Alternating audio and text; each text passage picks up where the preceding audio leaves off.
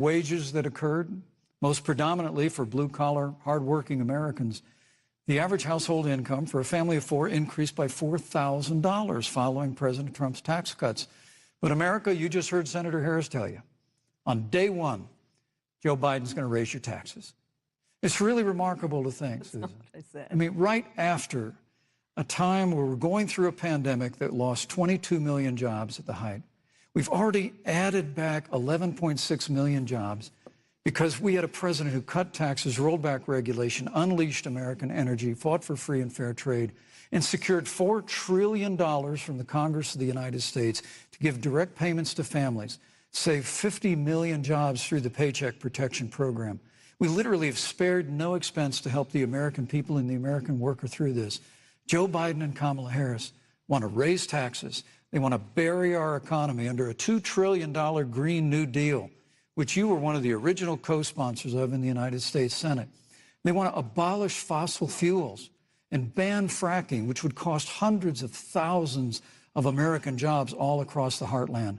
And Joe Biden wants to go back to the economic surrender to China, that when we took office, half of our international trade deficit was with China alone. And Joe Biden wants to repeal all of the tariffs that President Trump put into effect to fight for American jobs and American workers. Joe Biden says democracy's on the ballot. Make no mistake about it, Susan. The American economy, the American comeback is on the ballot with 4 more years of growth and opportunity, 4 more years of President Donald Trump. 2021 is going to be the biggest economic year in the history of this country. Thank you, Vice President Pence. Senator Harris. Well, I mean, I thought we saw enough of it in last week's debate, but I think this is supposed to be a debate based on fact and truth. And the truth and the fact is Joe Biden has been very clear. He will not raise taxes on anybody who makes less than $400,000 a year. He said he's going to repeal the Trump tax cuts. Mr. Vice President, I'm speaking. Well, wait. I'm speaking. It'd be important if you said the truth. Joe Biden said twice in the debate last week that he's going to repeal the Trump tax cuts. That was tax cuts that gave the average working family $2,000 in a tax break every single year. Senator, that is absolutely not true. Is he only going to repeal part of the Trump tax cuts? If you don't mind letting me finish, we can then have a conversation, okay? Please. Okay. Joe Biden will not raise taxes on anyone who makes less than $400,000 a year. He has been very clear about that. Joe Biden will not end fracking. He has been very clear about that. Joe Biden is the one who, during the Great Recession, was responsible for the Recovery Act that brought America back. And now the Trump-Pence administration wants to take credit when they rode the coattails of Joe Biden's success for the economy that they had at the beginning of their term. Of course, now the economy is a complete disaster. But Joe Biden, on the one hand, did that. On the other hand, you have Donald Trump, who has reigned over a recession that is being compared to the Great Depression. On the one hand, you have Joe Biden, who was responsible with President Barack Obama for the Affordable Care Act, which brought health care to over 20 million Americans and protected people with pre-existing conditions. And what it also did is it saved those families who otherwise were going bankrupt because of hospital bills they could not afford. On the other hand, you have Donald Trump, who's in court right now, trying to get rid of the Affordable Care Act, which means that you will lose protections if you have pre-existing conditions. And this is very important, Susan. Yes, and it's important. We need to give Vice President. I'd just like to, he interrupted me, and I'd like to just finish, please. If you have a pre-existing condition, heart disease, diabetes, breast cancer, they're coming for you. If you love someone who has a pre-existing condition, they're coming for you. If you are under the age of 26 on your parents' coverage, they're coming for you. Senator Harris, thank you. You're welcome. Let me give you a chance to respond. Well, I hope we have a chance to talk about health care, because Obamacare was a disaster. The American people remember it well. And President Trump and I have a plan to improve health care and to protect pre-existing conditions for every American. But look, Senator Harris, you're entitled to your own opinion, but you're not entitled to your own facts. You yourself said on multiple occasions when you were running for president that you would ban fracking. Joe Biden looked at a supporter in the eye and pointed and said, I guarantee that we will abolish fossil fuels.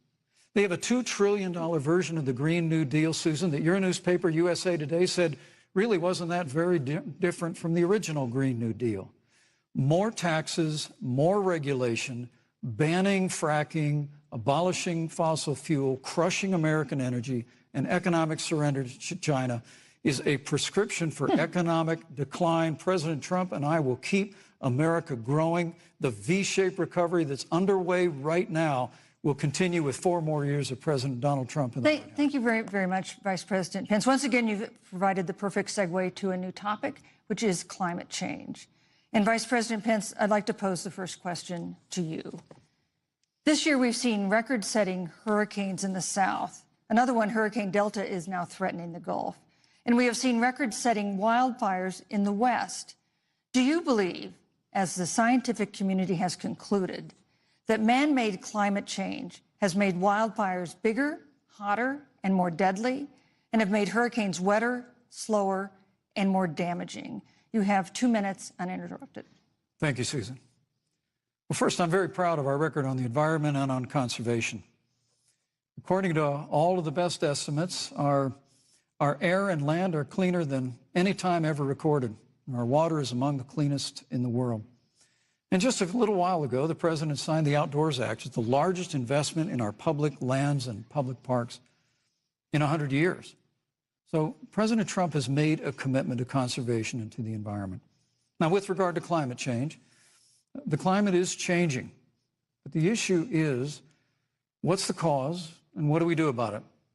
President Trump has made it clear that we're going to continue to listen to the science. Now, Joe Biden and Kamala Harris would put us back in the Paris Climate Accord. They'd impose the Green New Deal, which would crush American energy, would increase the energy costs of American families in their homes, and literally would crush American jobs. And President Trump and I believe that the progress that we have made in a cleaner environment has been happening precisely because we have a strong free market economy. You know, what's remarkable is the United States has reduced CO2 more than the countries that are still in the Paris Climate Accord, but we've done it through innovation, and we've done it through natural gas and fracking, which, Senator, the American people can go look at the record. I know Joe Biden says otherwise now, as you do, but the both of you repeatedly committed to abolishing fossil fuel and banning fracking. And so by creating the kind of American innovation, we're actually steering toward a stronger and better environment. With regard to wildfires, President Trump and I believe that forest management has to be front and center, and even Governor Gavin Newsom from your state has agreed we've got to work on forest management. And with regard to hurricanes, the National Oceanic Administration tells us that actually as difficult as they are, Thank you, Vice President. There are no more hurricanes today than there were 100 years ago. Thank you. But many of the climate alarmists use hurricanes and wildfires to try and sell their bill of goods of a Green New Deal. And President Trump and I are going to always put American jobs and American workers first. Senator Harris, as the Vice President mentioned, you co-sponsored the Green New Deal in Congress. But Vice President Biden said in last week's debate that he does not support the Green New Deal. But if you look at the Biden-Harris campaign website, it describes the Green New Deal as a crucial framework. What exactly would be the stance of a Biden-Harris administration toward the Green New Deal? You have 2 minutes uninterrupted. Sure. So first of all, I will repeat, and the American people know, that Joe Biden will not ban fracking. That is a fact. That is a fact. I will repeat that Joe Biden has been very clear that he thinks about growing jobs, which is why he will not increase taxes for anyone who makes less than $400,000 a year. Joe Biden's economic plan, Moody's, which is a reputable Wall Street firm, has said will create 7 million more jobs than Donald Trump's. And part of those jobs that will be created by Joe Biden are going to be about clean energy and renewable energy. Because you see, Joe understands that the west coast of our country is burning, including my home state of California. Joe sees what is happening on the Gulf states, which are being battered by storms. Joe has seen and talked with the farmers in Iowa whose entire crops have been destroyed because of floods. And so Joe believes, again, in science. I'll tell you something, Susan. I served, when I first got to the Senate, on the committee that's responsible for the environment. Do you know this administration took the word science off the website and then took the phrase climate change off the website? We have seen a pattern with this administration, which is they don't believe in science. And Joe's plan is about saying we're going to deal with it, but we're also going to create jobs. Donald Trump, when asked about the wildfires in California, and the question was, you know, the science is telling us this, you know what Donald Trump said? Science doesn't know. So let's talk about who is prepared to lead our country over the course of the next 4 years on what is an existential threat to us as human beings. Joe is about saying we're going to invest that in renewable energy. It's going to be about the creation of millions of jobs. We will achieve net zero emissions by 2050, carbon neutral by 2035. Joe has a plan. This has been a lot of talk from the Trump administration, and really it has been to go backward instead of forward. We will also re-enter the climate agreement with pride. Senator Harris just said that climate change is an existential threat. Vice President Pence, do you believe that climate change poses an existential threat? As I said, Susan, the climate is changing. We'll follow the science. But once again, Senator Harris is denying the fact that they're going to raise taxes on every American. Joe Biden said twice in the debate last week that on day one he was going to repeal the Trump tax cuts. Those tax cuts delivered $2,000 in tax relief to the average family of four across America. And with regard to banning fracking, I just recommend that people look at the record. You yourself said repeatedly that you would ban fracking. You were the first Senate co-sponsor of the Green New Deal. And while Joe Biden denied the Green New Deal, Susan, thank you for pointing out, the Green New Deal is on their campaign website. And as USA Today said, it's essentially the same plan as you co-sponsored with AOC when she submitted it in the Senate. And you just heard the senator say that she's going to resubmit America to the Paris Climate Accord. Look, the American people have always cherished our environment. We'll continue to cherish it. We've made great progress reducing CO2 emissions through American innovation and the development of natural gas through fracking. We don't need a massive $2 trillion Green New Deal that would impose all new mandates on American businesses and American families. Thank you. Joe Biden wants us to retrofit 4 million American business buildings. It makes no sense. It will cost jobs. President Trump is going to put America first. He's going to put jobs first, and we're going to take care of our environment and follow the science. Thank you, But, on the issue of jobs, Senator Harris, let's talk about that. The vice president earlier referred to, as part of what he thinks is an accomplishment, the president's trade war with China. You lost that trade war. You lost it. What ended up happening is because of a so-called trade war with China, America lost 300,000 manufacturing jobs. Farmers have experienced bankruptcy because of it. We are in a manufacturing recession because of it.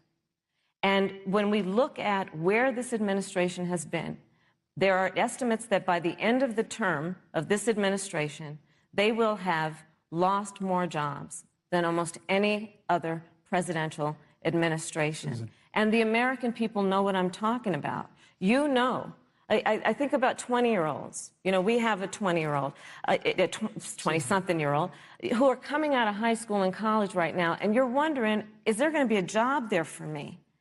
We're looking at people who are trying to figure out how they're going to pay rent by the end of the month. Almost half of American renters are worried about whether they're going to be able to pay rent by the end of the month. This is where the economy is in America right now, and it is because of the catastrophe and the failure of leadership of this administration. Thank you.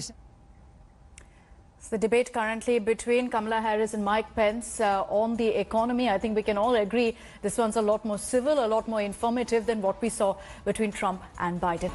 Welcome back. We're cutting across live to the only vice presidential debate that's currently underway in Salt Lake City. Kamala Harris is speaking. Accomplishment was achieved by President Obama and Vice President Biden. For example, they created within the White House an office that basically was responsible for monitoring pandemics. They got away, they got rid of it. Not true. There was a team of disease experts that President Obama and Vice President Biden dispatched to China to monitor what is now predictable and what might happen. They pulled them out. We now are looking at 210,000 Americans who have lost their lives. Let's look at the job situation. We mentioned before the trade deal, the trade war, they wanted to call it, with China. It resulted in the loss of over 300 manufacturing jobs and a manufacturing recession, and the American consumer paying thousands of dollars more for goods because of that failed war that they called it. And let's talk about standing. Pew, a reputable research firm, has done an analysis that shows that leaders of all of our formerly allied countries have now decided that they hold in greater esteem and respect Xi Jinping, the head of the Chinese Communist Party, than they do Donald Trump, the President of the United States, the Commander-in-Chief of the United States. This is where we are today because of a failure of leadership by this administration. Senator Harris, we've seen changes in the role of the United States in terms of global leadership over the past 4 years. And of course, times do change. What's your definition? We've seen strains with China, of course, as the Vice President mentioned. We've seen strains with our traditional allies in NATO and elsewhere. What is your definition of the role of American leadership in 2020? So, you know, Joe is, I love talking with Joe about a lot of these issues. And, you know, Joe, I think he said it quite well. He says, you know, foreign policy, it might sound complicated, but really it's relationships. So just think about it as relationships. And so we know this in our personal and professional relationships. You got to keep your word to your friends. Got to be loyal to your friends. People who've stood with you, got to stand with them. You got to know who your adversaries are and keep them in check. But what we have seen with Donald Trump is that he has betrayed our friends and embraced dictators around the world. Let's take, for example, Russia. So, Russia, I serve on the Intelligence Committee of the United States Senate. America's intelligence community told us Russia interfered in the election of the President of the United States in 2016 and is playing in 2020. Christopher Wray, the director of the FBI, said the same. But Donald Trump, the Commander-in-Chief of the United States of America, prefers to take the word of Vladimir Putin over the word of the American intelligence community. You look at our friends at NATO. He has walked away from agreements. You can look at the Iran nuclear deal, which now has put us in a position where we are less safe because they are building up what might end up being a significant nuclear arsenal. We were in that deal, guys. We were in the Iran nuclear deal with friends, with allies around the country. And because of Donald Trump's unilateral approach to foreign policy, coupled with his isolationism, he pulled us out and has made America less safe. So, Susan, it's about relationships. And the thing that has always been part of the strength of our nation, in addition to our great military, has been that we keep our word. But Donald Trump doesn't understand that because he doesn't understand what it means to be honest. Thank you, Senator Harris. Vice President Pence, let me give you a chance to respond. Well, thank you. Well, President Trump kept his word when we moved the American embassy to Jerusalem, the capital of the state of Israel. When Joe Biden was vice president, they promised to do that, and they never did. We've stood strong with our allies, but we've been demanding. NATO is now contributing more to our common defense than ever before, thanks to President Trump's leadership. We've strengthened our alliances across the Asia-Pacific, and we've stood strong against those who would do us harm. You know, when President Trump came into office, ISIS had captured an area of the Middle East the size of Pennsylvania. But President Trump unleashed the American military, and our armed forces destroyed the ISIS caliphate and took down their leader, al-Baghdadi, without one American casualty. Welcome back. We're cutting across live now to the vice presidential debate that's on in the Salt Lake City. All of you, with sons and daughters serving in our military. President Donald Trump not only respects but reveres all of those who serve in our armed forces, and any suggestion otherwise is ridiculous. Thank you, Vice President Pence. The American people deserve, Susan, the American people deserve to know. Vice President Pence, I did not, excuse me, Susan, I did not create the rules for tonight. Joe Biden. Your campaigns agreed to the rules for tonight's debate with the Commission on Presidential Debates. I'm here to enforce them, which involves moving from one topic to another, giving roughly equal time to both of you, which is what I'm trying very hard to do. Go right ahead. So I want to go ahead and move to the next topic, which is an important one, as the last topic was, and that is the Supreme Court. On Monday, the Senate Judiciary Committee is scheduled to open hearings on Amy Coney Barrett's nomination to the Supreme Court. Senator Harris, you'll be there as a member of the committee. Yes. Her confirmation would cement the court's conservative majority and make it likely open to more abortion restrictions, even to overturning the landmark Roe v. Wade ruling. Access to abortion would then be up to the states. Vice President Pence, you're the former governor of Indiana. If Roe v. Wade is overturned, what would you want Indiana to do? Would you want your home state to ban all abortions? You have 2 minutes, uninterrupted. Well, thank you for the question, but I'll use a little bit of my time to respond to that very important issue before. The American people deserve to know Qasem Soleimani, the Iranian general, was responsible for the death of hundreds of American service members. When the opportunity came, we saw him headed to Baghdad to kill more Americans. President Trump didn't hesitate, and Qasem Soleimani is gone. But you deserve to know that Joe Biden and Kamala Harris actually criticized the decision to take out Qasem Soleimani. It's really inexplicable, but with regard to Joe Biden, it's explainable. Because history records that Joe Biden actually opposed the raid against Osama bin Laden. It's absolutely essential that we have a commander-in-chief who will not hesitate to act to protect American lives and to protect American service members, and that's what you have in President Donald Trump. Now, with regard to the Supreme Court of the United States, let me say President Trump and I could not be more enthusiastic about the opportunity to see Judge Amy Coney Barrett become Justice Amy Coney Barrett. Now, she's a brilliant woman, and she will bring a lifetime of experience and a sizable American family to the Supreme Court of the United States. And our hope is, in the hearing next week, unlike Justice Kavanaugh received with treatment from you and others, we hope she gets a fair hearing. And we particularly hope that we don't see the kind of attacks on her Christian faith that we saw before.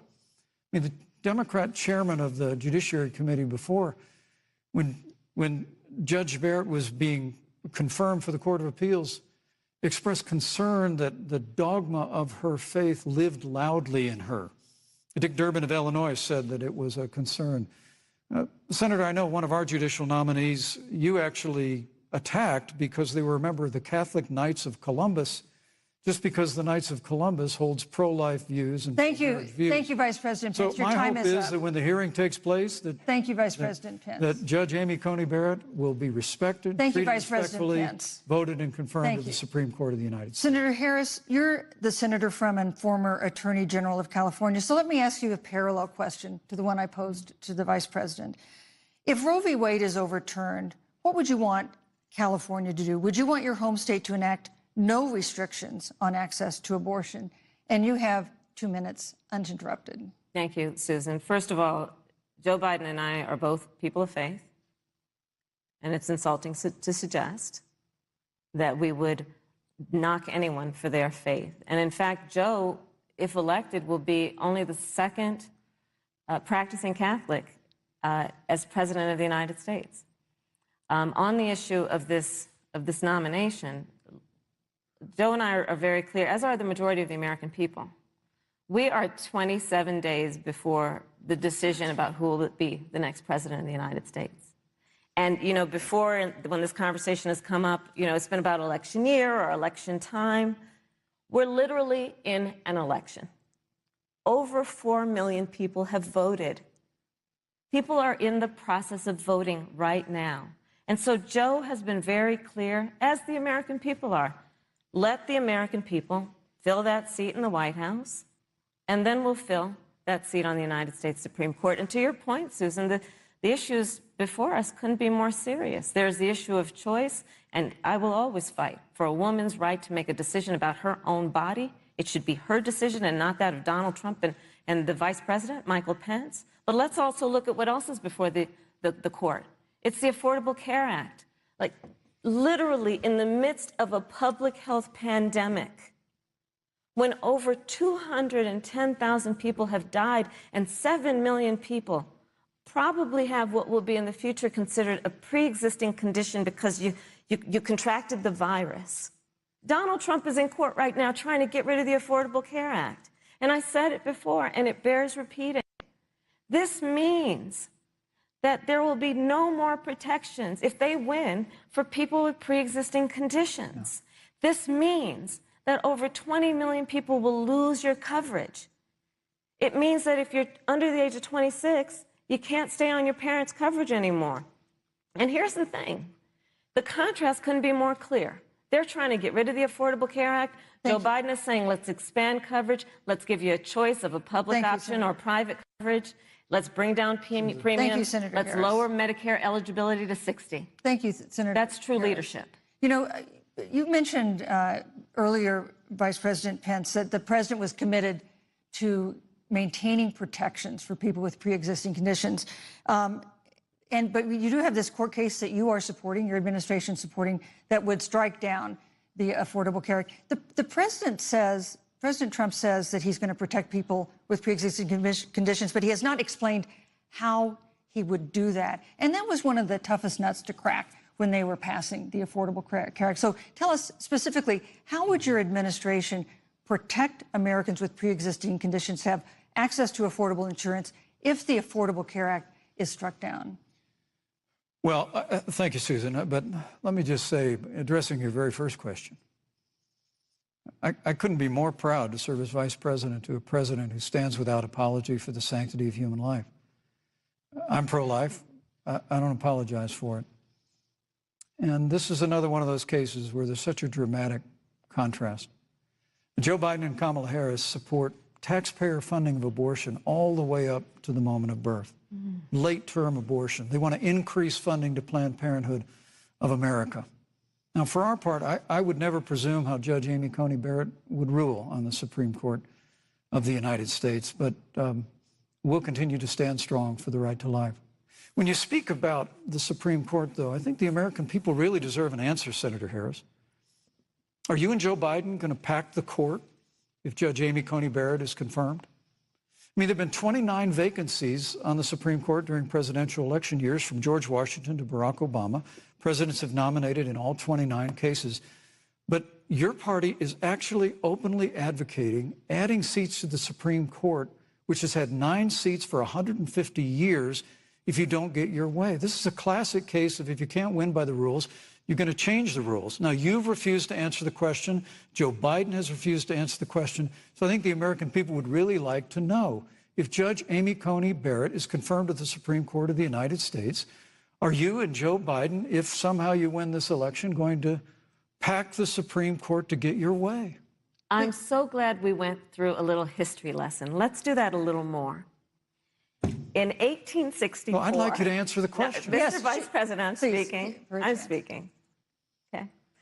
In 1864, one of the, I think, political heroes, certainly of the president, I assume of you also, Mr. Vice President, is Abraham Lincoln. Mm-hmm.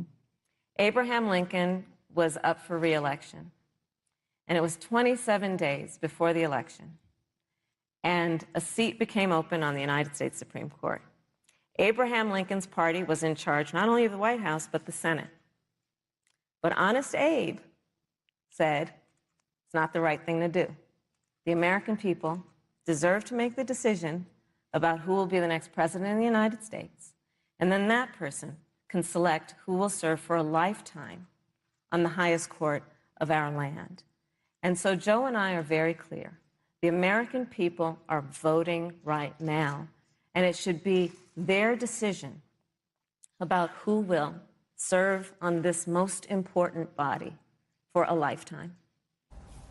Welcome back. You're watching India Today. We're cutting across live to the vice presidential debate ahead of the elections in the United States. Of marijuana. This is Thank a you, time Senator for Harris. leadership on a tragic issue Senator Harris, of your time is unarmed up. black people in America who Thank have you, been Senator killed. Harris. Vice President Pence, let me pose the same question to you. In the case of Breonna Taylor, was justice done? You have 2 minutes uninterrupted. Well, our heart breaks for the loss of any innocent American life.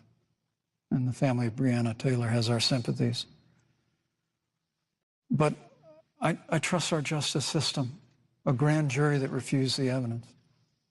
And it really is remarkable that as a former prosecutor, you would assume that an impaneled grand jury looking at all the evidence got it wrong. But you're entitled to your opinion, Senator. I think, look, and with regard to George Floyd, there's no excuse for what happened to George Floyd. And justice will be served. But there's also no excuse for the rioting and looting that followed. I mean, it really is astonishing. Flora Westbrook is with us here tonight in Salt Lake City. Just a few weeks ago, I stood at what used to be her salon. Was burned to the ground by rioters and looters. And Flora is still trying to put her life back together consistently from Joe Biden and Kamala Harris that America is systemically racist. And that, as Joe Biden said, that he believes that law enforcement has an implicit bias against minorities is a great insult to the men and women who serve in law enforcement. And I want everyone to know who puts on the uniform of law enforcement every day that President Trump and I stand with you. And it is remarkable that when Senator Tim Scott tried to pass a police reform bill, brought together a group of Republicans and Democrats, Senator Harris, you got up and walked out of the room. And then you filibustered Senator Tim Scott's bill on the Senate floor that would have provided new accountability, new resources. But we don't have to choose between supporting law enforcement, improving public safety, and supporting our African-American neighbors and all of our minorities. Under President Trump's leadership, we'll always stand with law enforcement, and we'll do what we've done from day one, and that is improve the lives of African Americans. Thank you, Vice Record President unemployment, record investments in education, and we'll fight for school choice for all of our minorities. Thank you, Vice President. I'd like to respond. Senator Harris. I will not sit here and be lectured by the Vice President on what it means to enforce the laws of our country. I am the only one on this stage who has personally prosecuted everything from child sexual assault to homicide. I'm the only one on this stage who has prosecuted the big banks for taking advantage of America's homeowners. I'm the only one on this stage who prosecuted for-profit colleges for taking advantage of our veterans. And the reality of this is that we are talking about an election in 27 days, where last week the President of the United States took a debate stage in front of 70 million Americans and refused to condemn white supremacists. Not true. And not true. It wasn't like he didn't have a chance. He didn't do it, and then he doubled down. And then he said, when pressed, stand back, stand by. And this is a part of a pattern of Donald Trump's. He called Mexicans rapists and criminals. He instituted as his first act a Muslim ban. He, on the issue of Charlottesville, where people were peacefully protesting the need for racial justice, where a young woman was killed. And on the other side, there were neo-Nazis carrying tiki torches, shouting racial epithets, anti-Semitic slurs. And Donald Trump, when asked about it, said, there were fine people on both sides. This is who we have as the President of the United States. And America, you deserve better. Joe Biden will be a president who brings our country together. Senator Harris. And recognizes the beauty in our diversity and the fact that we all have so much more in common than what separates us. Vice President Pence, let me give you a minute to respond. Thank you, Susan. I appreciate that very much. You know, I think this is one of the things that makes people dislike the media so much in this country, Susan, is that you selectively edit, just like Senator Harris did. comments that President Trump and I and others on our side of the aisle make. I mean, Senator Harris conveniently omitted, after the president made comments about people on either side of the debate over monuments, he condemned the KKK, neo-Nazis, and white supremacists, and has done so repeatedly. You're concerned that he doesn't condemn neo-Nazis. President Trump has Jewish grandchildren. His daughter and son-in-law are Jewish. This is a president who respects and cherishes all of the American people. But you talk about having personally prosecuted. I'm glad you brought up your record, Senator. Thank you. I really need to make this point. When you were DA in San Francisco, when you left office, African Americans were 19 times more likely to be prosecuted for minor drug offenses than whites and Hispanics. When you were Attorney General of California, you increased the disproportionate incarceration of blacks in California. You did nothing on criminal justice reform in California. You didn't lift a finger to pass the First Step Act on Capitol Hill.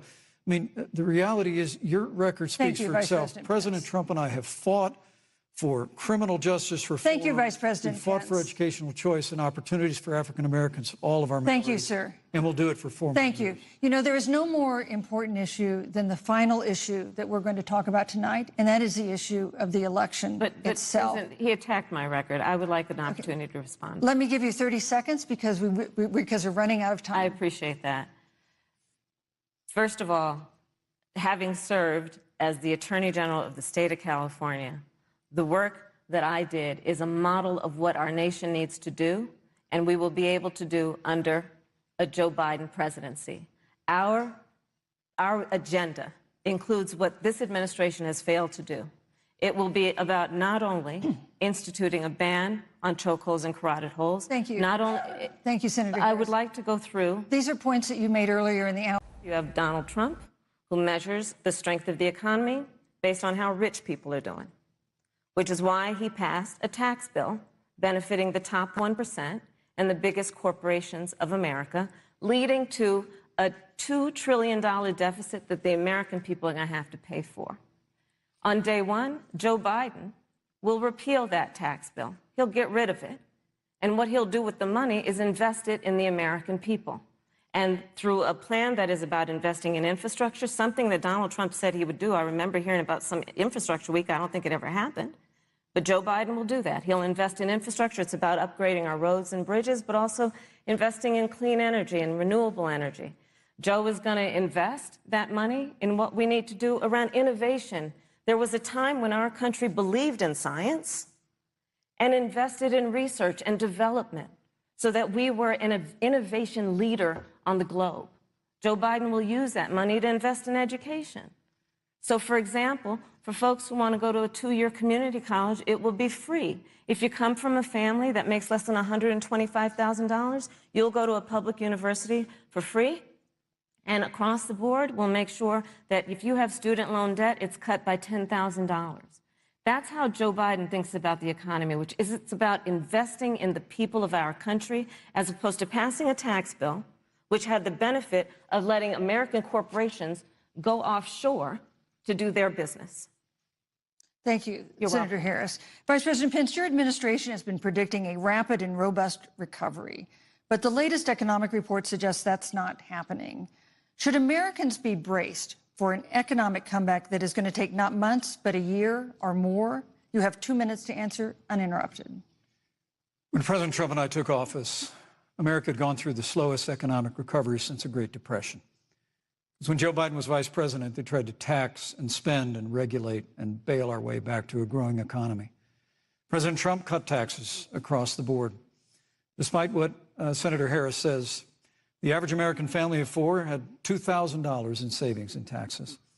And with the rise in wages that occurred, most predominantly for blue-collar, hardworking Americans, the average household income for a family of 4 increased by $4,000 following President Trump's tax cuts. But America, you just heard Senator Harris tell you, on day one, Joe Biden's going to raise your taxes. It's really remarkable to think, Susan. I mean, right after a time where we're going through a pandemic that lost 22 million jobs at the height, we've already added back 11.6 million jobs.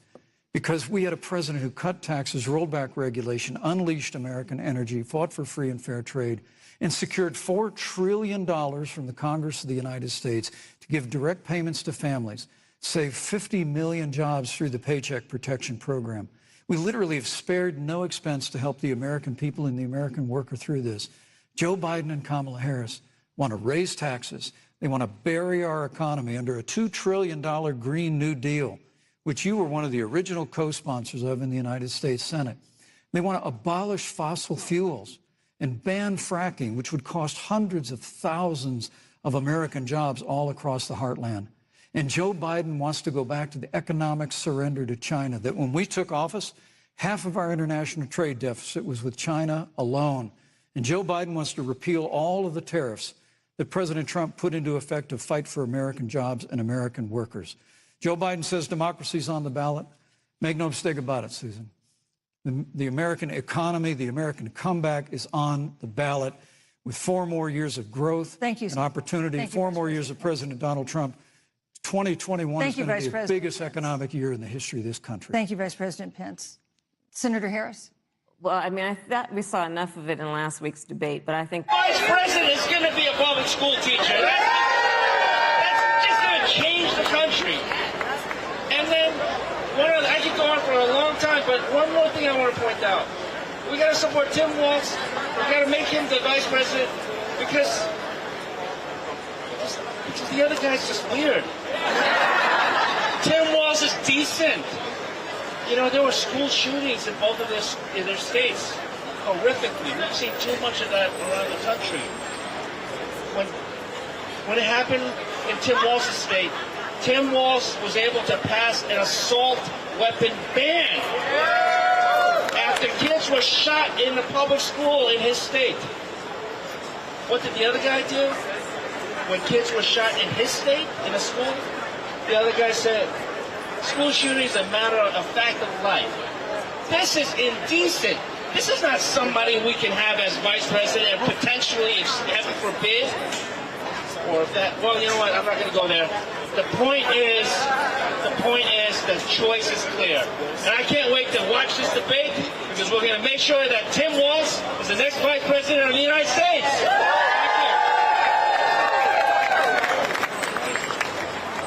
We're going to invite the next speaker up, City Council Member Eric Bodger.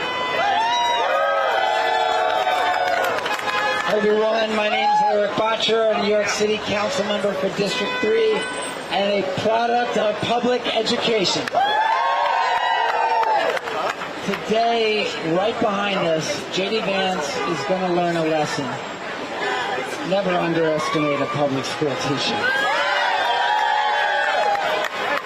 You're going to hear 2 contrasting visions tonight. You're going to hear lies. You're going to hear slogans. You're going to hear talk about the past. You're going to hear a vision of dismantling public education. Then you're going to hear policies, plans for the future, plans to invest in public education. America, in November, they're going to elect Kamala Harris and Tim Walz. They're going to elect Kamala Harris and Tim Walz. I don't know about you. I want a social studies teacher in the White House.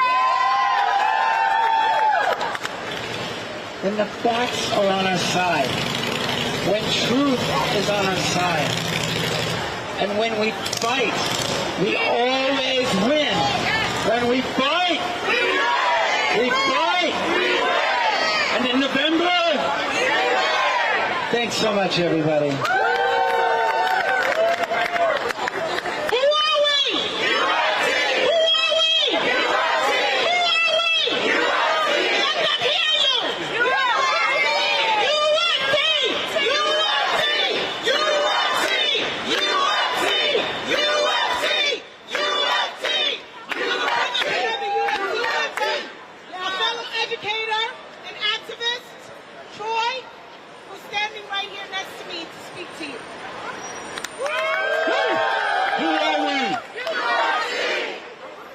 My name is Troy McGee, and I'm a teacher, a coach, a proud UFT member, a licensed member, and an AFT member. We are all here to support one of our own, Tim Walz. And Tim was a social studies teacher. He was a coach. But most of all, he is going to be our next Vice President of the United States. Teachers and coaches all have certain qualities. They're smart. They're effective. They're caring. They're civic-minded. And Tim Walz has all of those characteristics. Tim Walz is you. He's you. He's you. And he's you back there. Tim Walz, like you, had to create those lesson plans. Tim Walz, like you, had to teach those students. Tim Walz, like you, had to execute the education and the instruction. But Tim Walz, he invested in early childhood education in Minnesota. He invested in K-12 education. And he found a way to make lunches free in Minnesota. Give it up.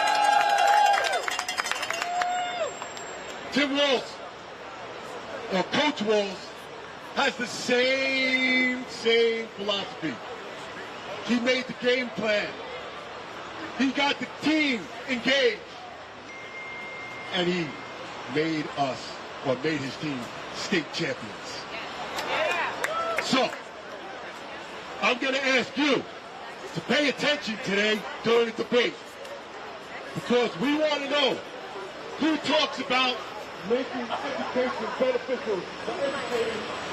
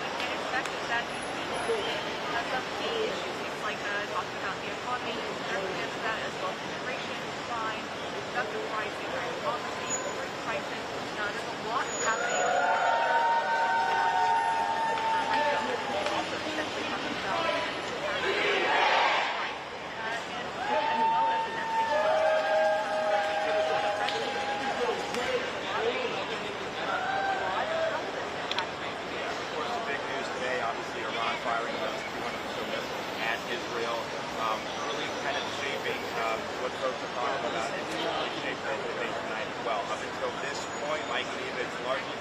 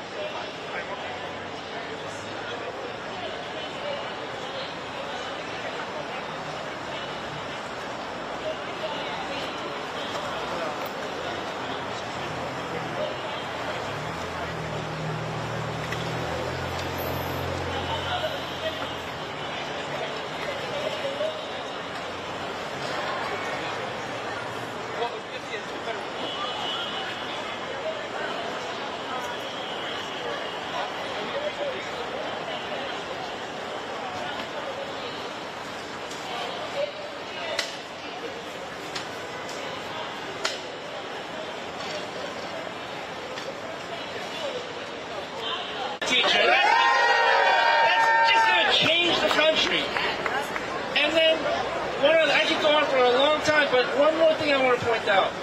We got to support Tim Walz. We got to make him the vice president because the other guy's just weird. Tim Walz is decent. You know, there were school shootings in both of their states. Horrifically. We've seen too much of that around the country. When it happened in Tim Walz's state, Tim Walz was able to pass an assault weapon ban after kids were shot in the public school in his state. What did the other guy do? When kids were shot in his state, in a school, the other guy said, school shooting is a matter of fact of life. This is indecent. This is not somebody we can have as vice president and potentially, if heaven forbid, or if that, well, you know what, I'm not going to go there. The point is the choice is clear. And I can't wait to watch this debate because we're going to make sure that Tim Walz is the next vice president of the United States.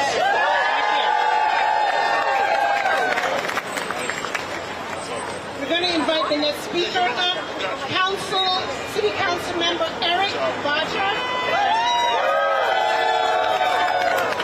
Hi everyone, my name is Eric Botcher, a New York City Council member for District 3 and a product of public education.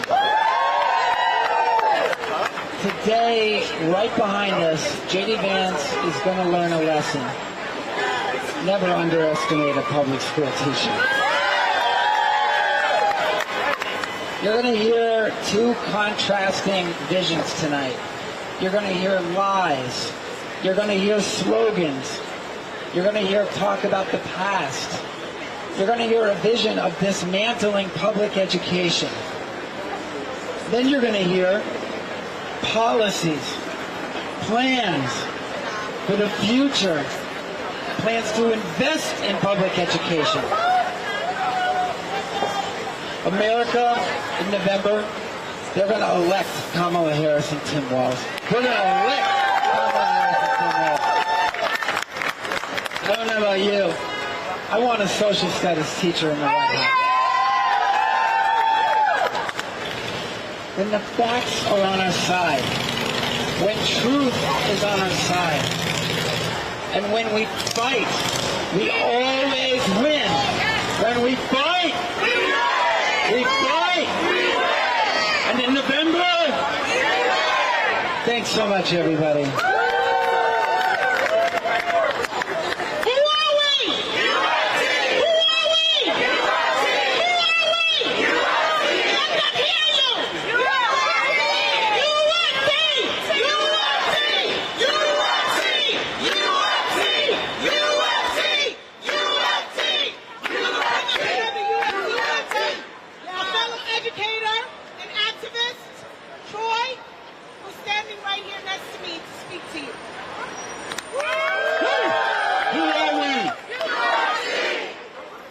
My name is Troy McGee, and I'm a teacher, a coach, a proud UFT member, a licensed member, and an AFT member. We are all here to support one of our own, Tim Walz. And Tim was a social studies teacher, he was a coach, but most of all, he is going to be our next Vice President of the United States. Teachers and coaches all have certain qualities. They're smart. They're effective. They're caring.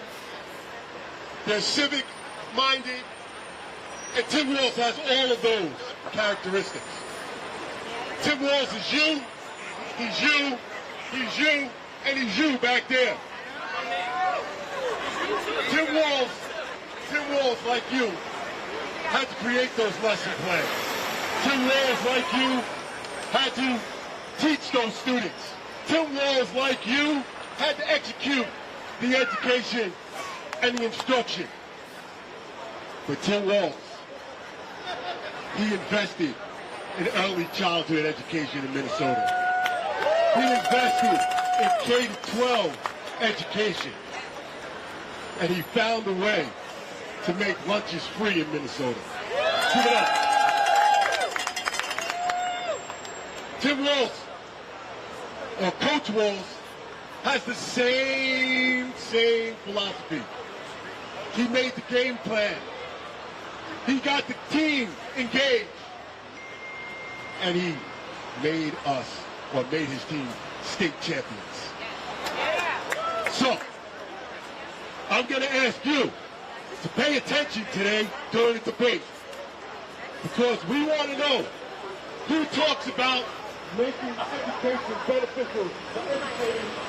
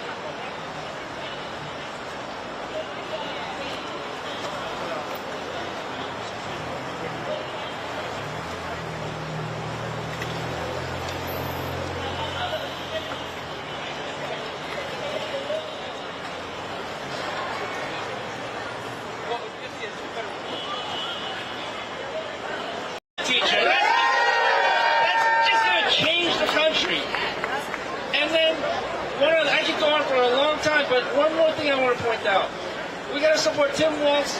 We got to make him the vice president because the other guy's just weird. Tim Walz is decent. You know, there were school shootings in both of their states, horrifically. We've seen too much of that around the country. When it happened in Tim Walz's state, Tim Walz was able to pass an assault weapon ban after kids were shot in the public school in his state.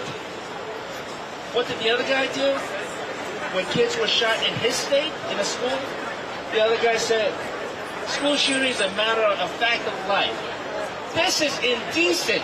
This is not somebody we can have as vice president and potentially, if heaven forbid, or if that, well, you know what, I'm not going to go there. The point is the choice is clear. And I can't wait to watch this debate because we're going to make sure that Tim Walz is the next vice president of the United States.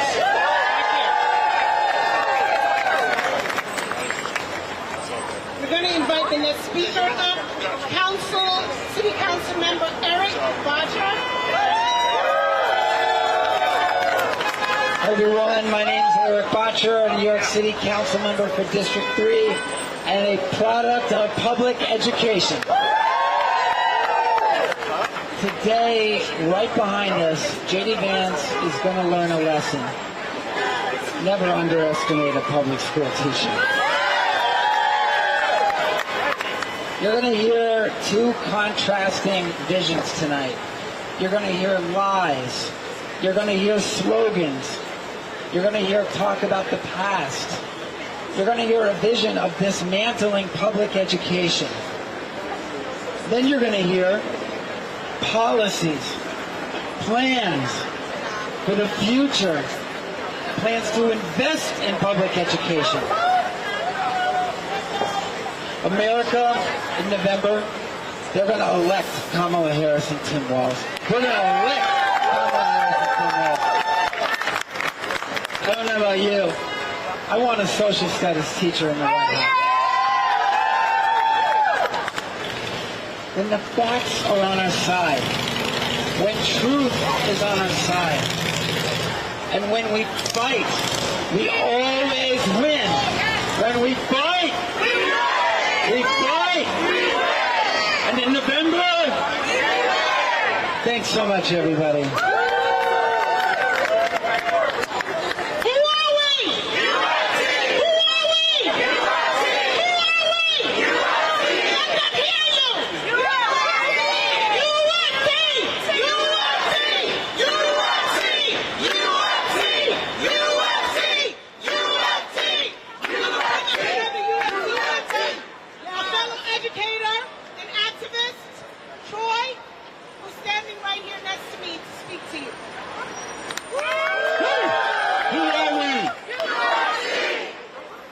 My name is Troy McGee, and I'm a teacher, a coach, a proud UFT member, a NYSEN member, and an AFT member.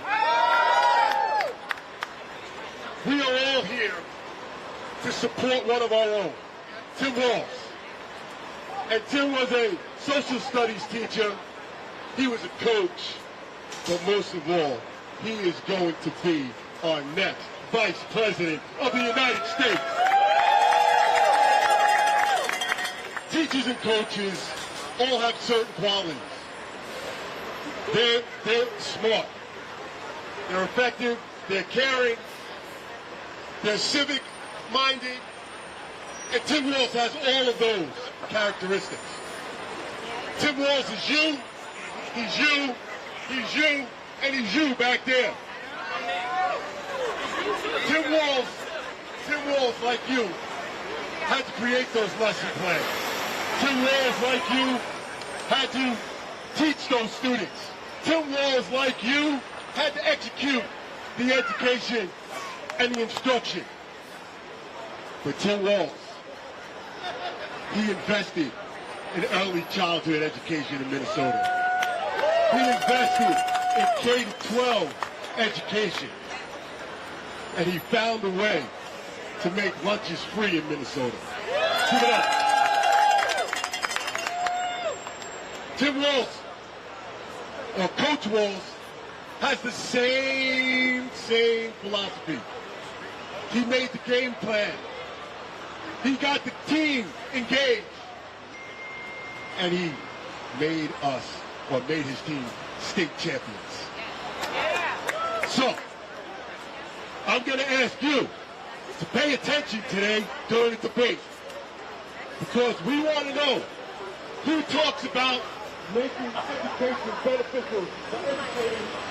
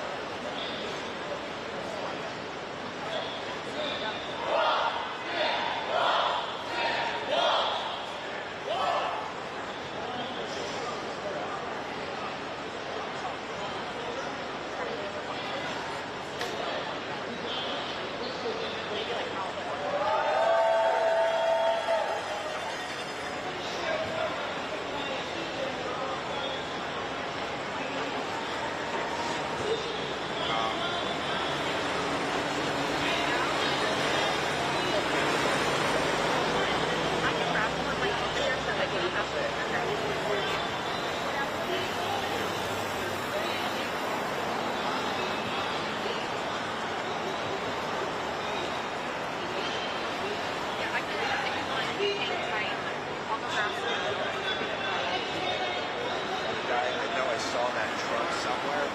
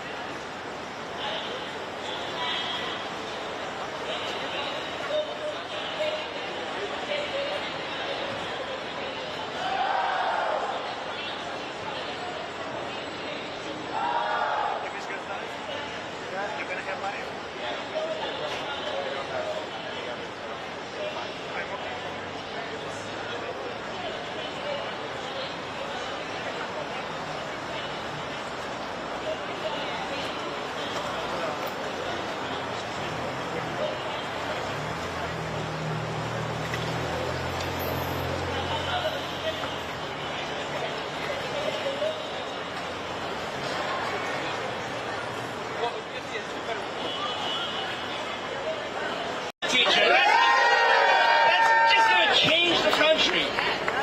And then, I could go on for a long time, but one more thing I want to point out. We got to support Tim Walz. We got to make him the vice president because the other guy's just weird. Tim Walz is decent. You know, there were school shootings in both of their states, horrifically. We've seen too much of that around the country.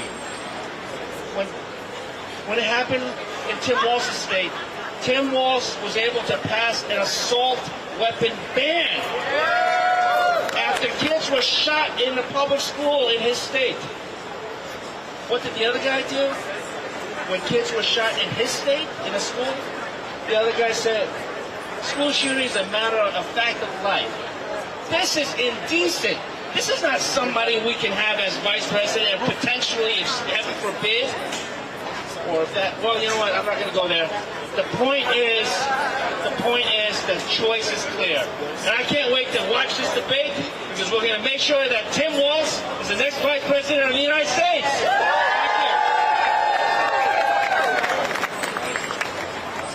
We're going to invite the next speaker up, City Council Member Eric Bodger. Hi everyone, my name is Eric Botcher, a New York City Council member for District 3 and a product of public education.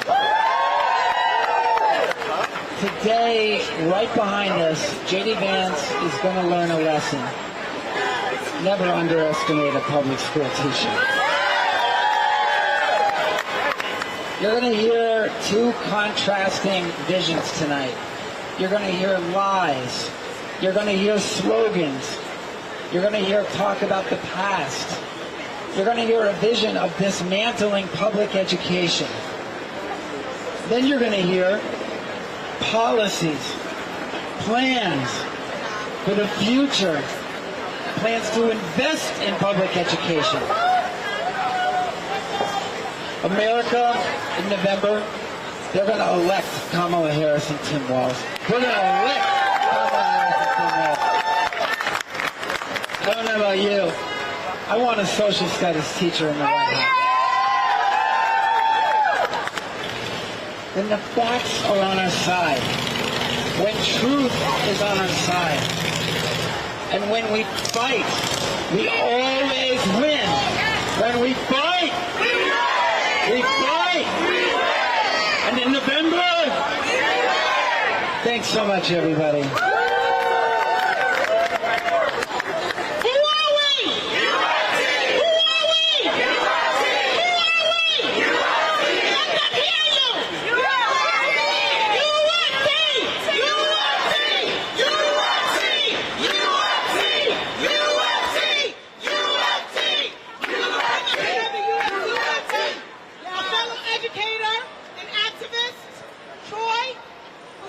Right here next to me to speak to you.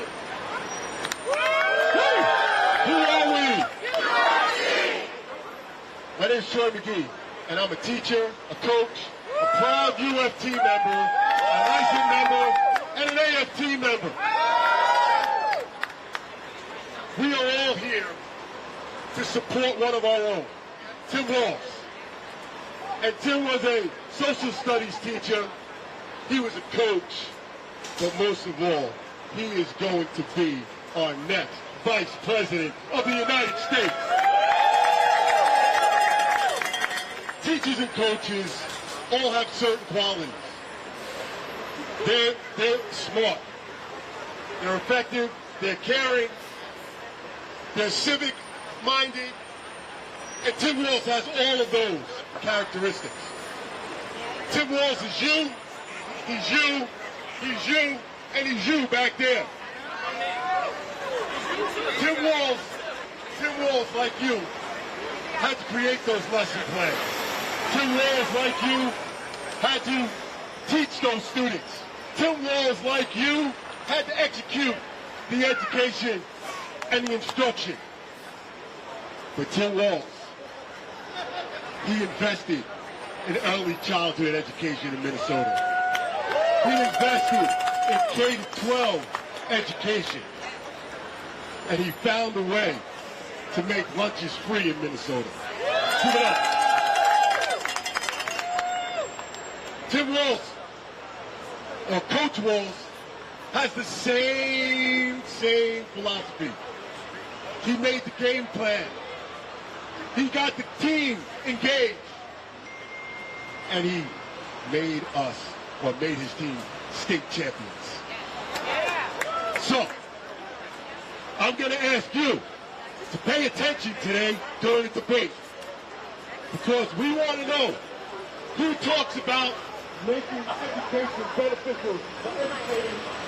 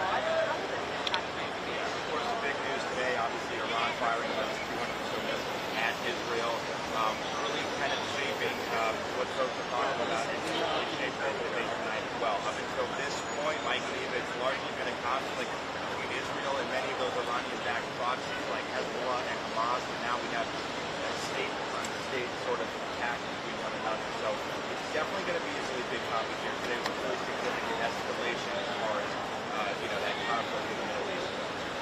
That's right, and this is the first and only DC debate, so this is for you after really anything.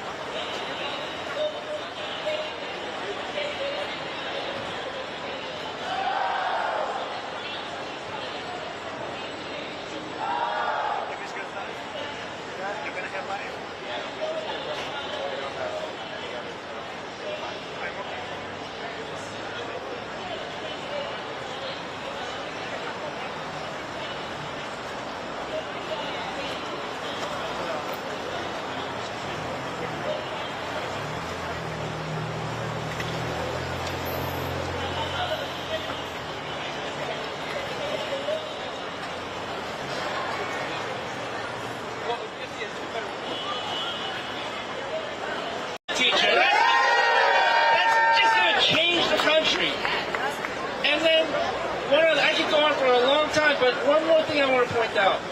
We got to support Tim Walz. We got to make him the vice president because the other guy's just weird. Tim Walz is decent. You know, there were school shootings in both of their states. Horrifically. We've seen too much of that around the country.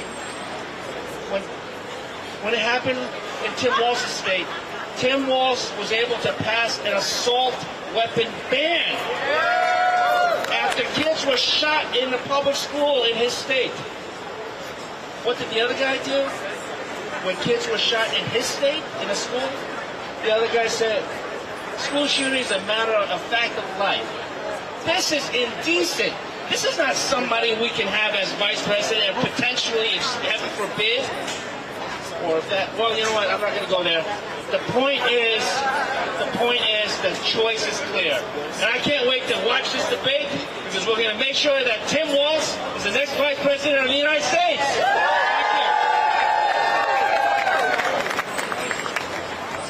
We're going to invite the next speaker up, City Council Member Eric Badger. everyone. My name is Eric Botcher. I'm a New York City Council member for District 3 and a product of public education. Today, right behind us, J.D. Vance is going to learn a lesson. Do you want me to listen? Your friend is here.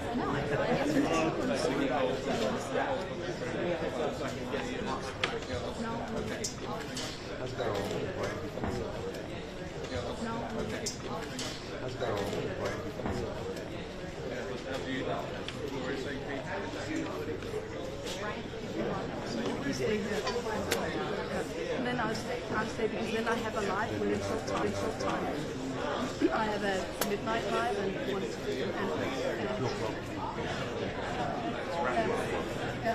and you have one. And you have one right after me. Yeah, no, but it's like 45 now. 45. I have.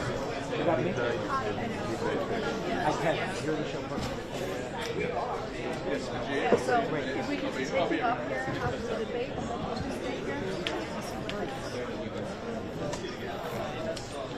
Same.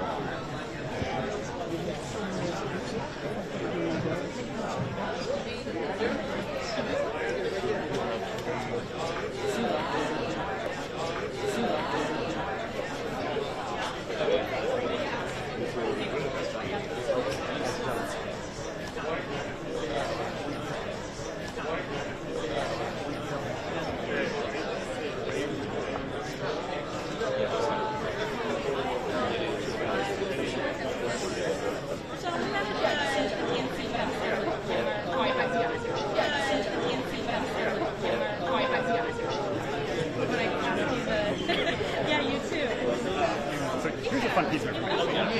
We it's also IP for zoning. Apparently there's nothing for it. I don't know that I have a problem. I can always give them my phone. Yeah. Right. Yeah. Gotcha. Right. And I'll be with you guys too, so I can get a PL or whatever. Yeah. I like to hear. I like to listen to it. Yeah. Let me get this set up. Yeah. Just you know now as opposed to 5 minutes before that. I'm assuming that she needs the other spot. All right. I'll look around. All right. Thank you.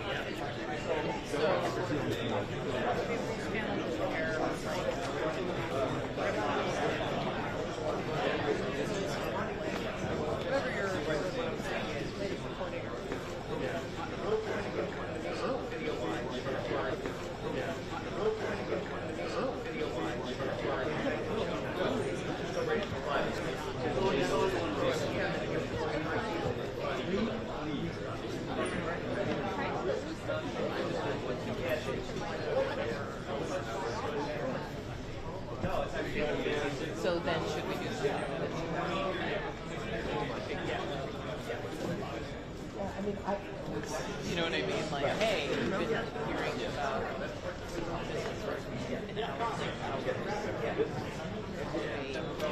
you know what I mean? That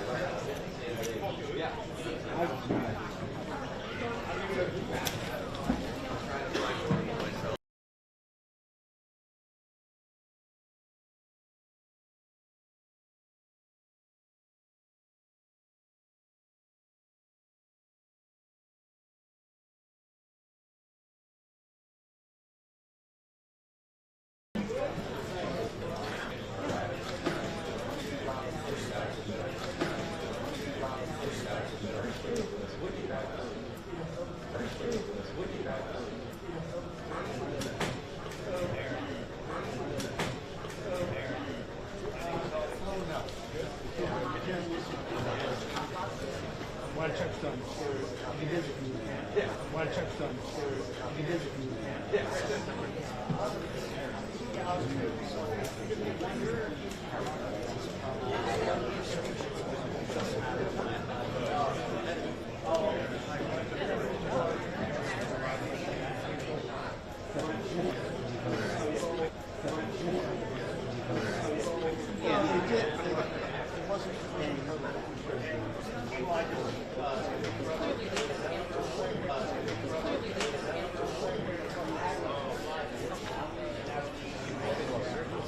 back in specific. You might check this one. That's what it seems silly to talk about stuff now, but it's silly to talk about stuff now, but you don't think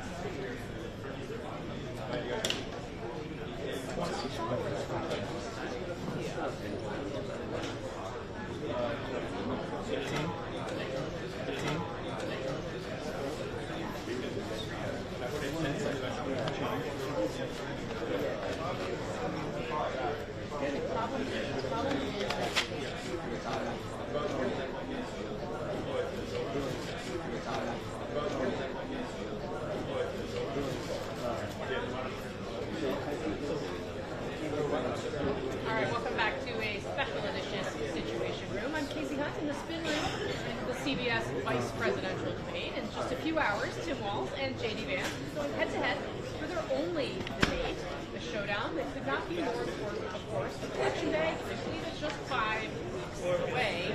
Walz, of course, showing.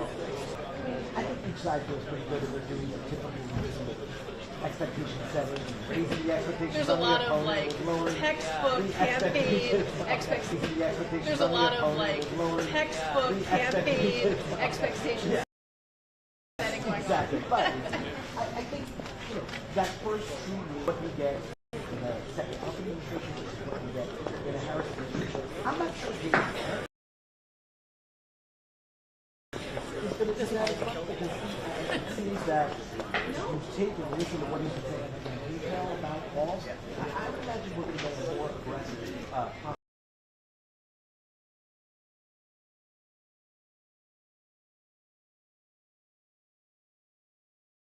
from Vance of trying to take it to Walz on his biography, issues that are coming up. There are also two figures to think about it that have been incredibly effective with their narrative. It has not been out there doing dozens of interviews left and right, representing Trump did as well as the weird Democrats.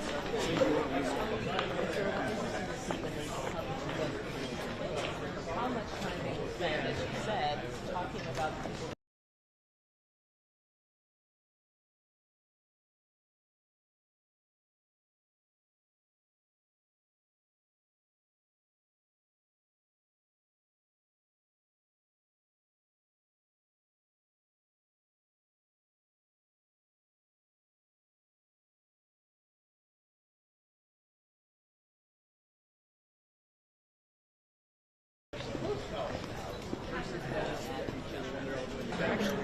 And people seem to know, people who are not like us, who do not pay attention to this granularly the way we do, know something about him because this trout was kept right.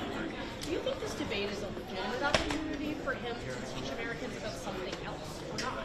Yeah, So I think it's an open question, and we should watch it. Is he more interested in revisiting his own work and bringing up his positives in some ways, or is he more interested in bringing up Tim Walz's negatives?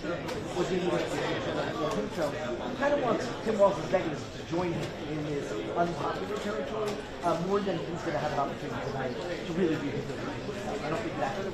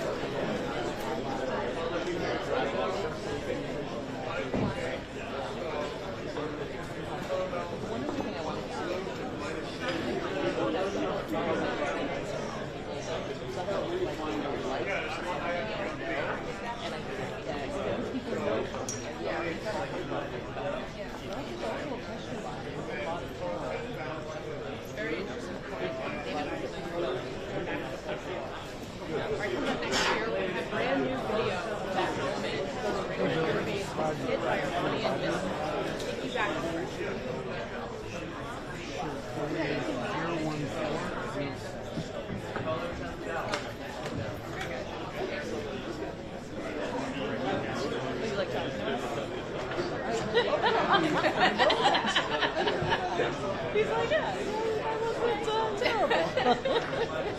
It's been a long day. Until 1 a.m. Back to the salt line. Yeah, you guys are back at 38. On various right now. 38. That's the hit time?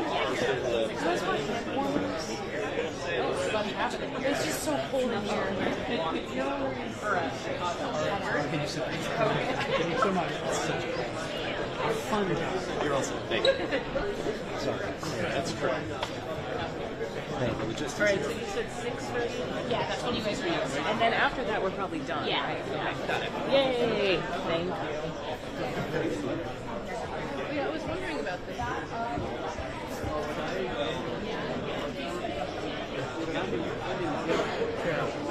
All right, glad you said that.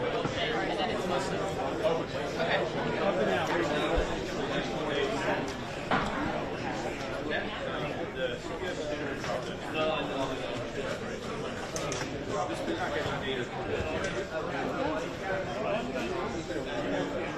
Sorry.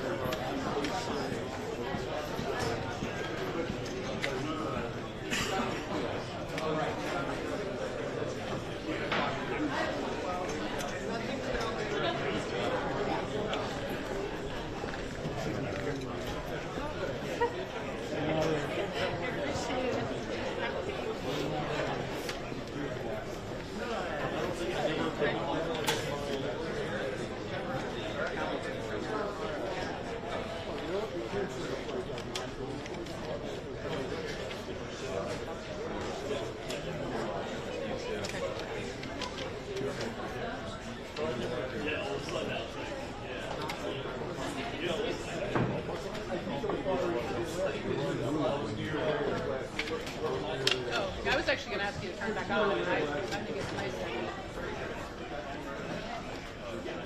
he has a different set of aesthetic concerns.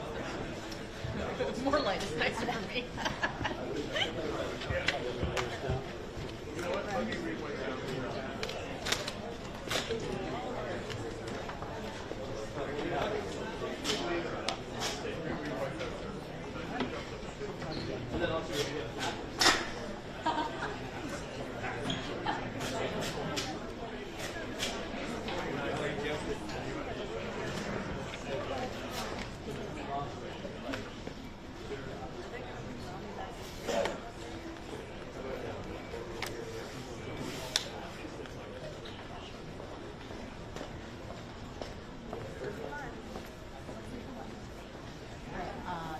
are asking about making that wide channel wider.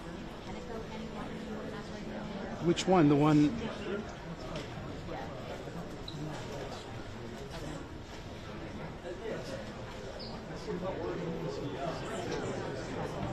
And I'm Casey Hunt in the New York spin room for tonight's vice presidential debate. And, well, most of the missiles were intercepted, but there were, of course, a few hits in central and southern Israel. This is new video of an Iranian missile striking an Israeli air base. This is a base that Iran tried to hit back in April.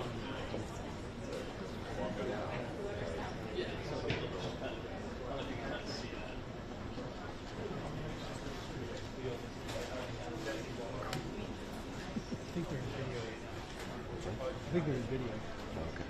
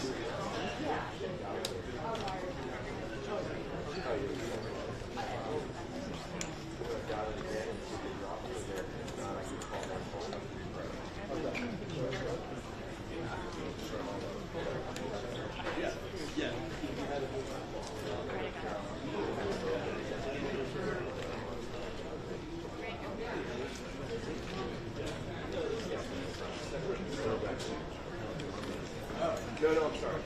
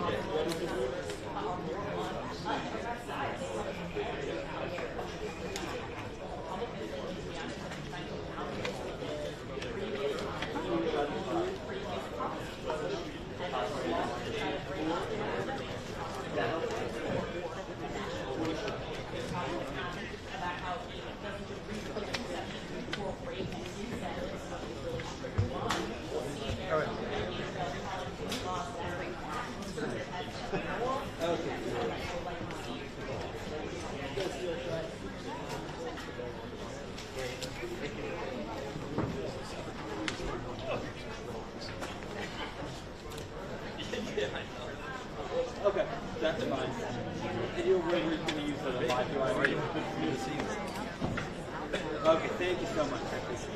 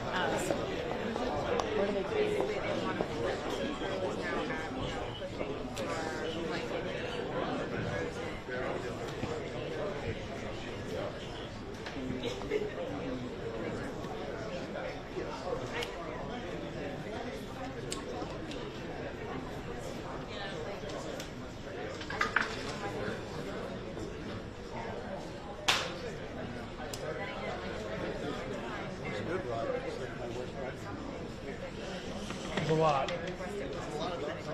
There's a lot of things that can go wrong. I'm not reconsidering what I chose. Yeah.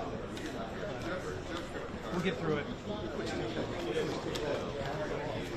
You can take the camera off and just slap it right under this. You know, you lose a couple other things, but then this can go back on top. The lay will attach onto here.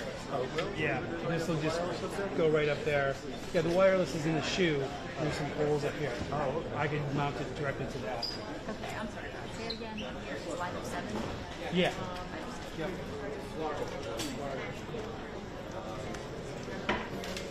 that a DC library or a Atlanta? That is Atlanta. If they want DC, they can bring it down.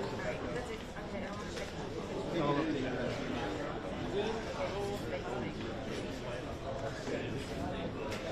then I probably have that same number, right? So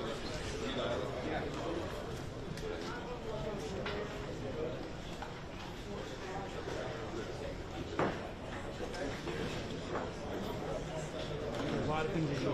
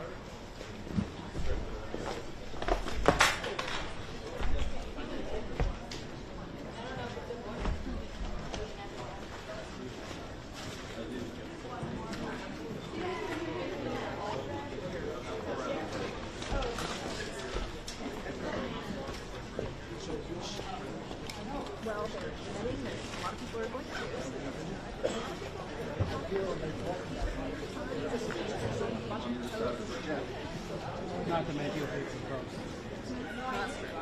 Not enough. Time, yeah.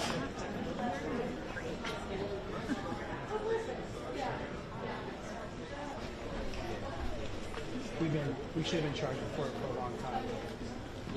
Yes, I would. We should have been charging for it for a long time. Well, yeah. We've been giving it away for free for too long. But there's the paywall is still. I heard on there's a paywall is still a lot of articles for free every month. You have to pay some number, and then as the months go by, they're going to bring it in and then so they get. Oh, really?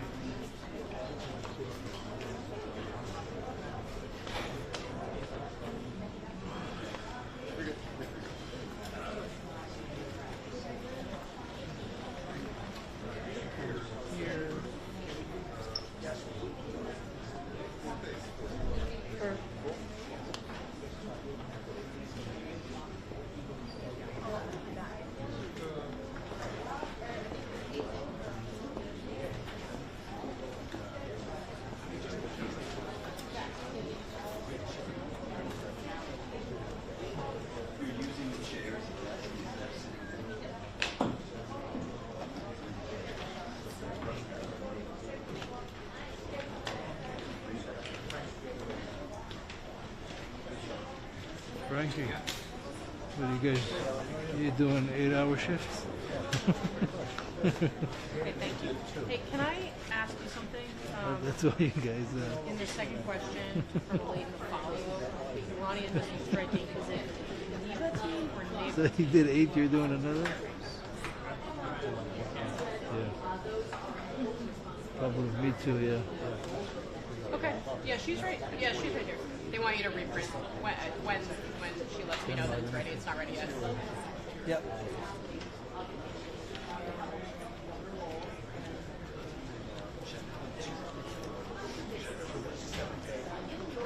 Neva team. Yes. Neva team. Yeah, that was me.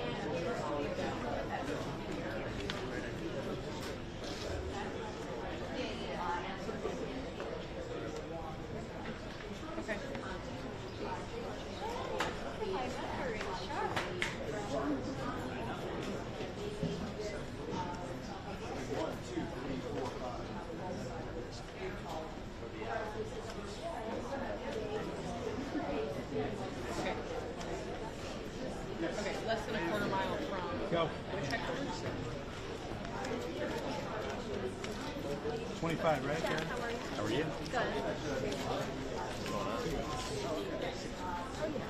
I saw Nancy in there. She's over there too.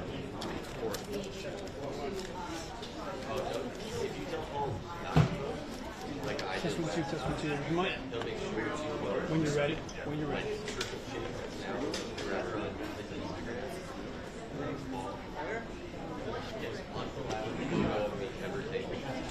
I should probably listen to the audio. We've had audio issues lately. Liz, they're ready for you to reprint. You can. Mic check this 1 2. Mic check this 1 2. There's a microphone. You do it? Ooh, that's light. I know, right? Super light. I know. Hopefully it super works. Does it work? Can you hear me? This is the first time using it, so. Can you hear me? Yeah. Yeah, you sound good. Actually, probably. It's amazing, actually, how the music and it's just not clock under the prompter. Every time it's not there, I realize how much I underestimate the amount I use it.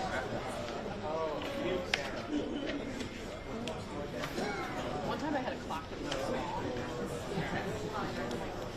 And that was You're trying to do math. the no plug at all. I hear you. You sound terrific. Really bad time they put a CD that I was getting the time. Like, we have good morning. Always time.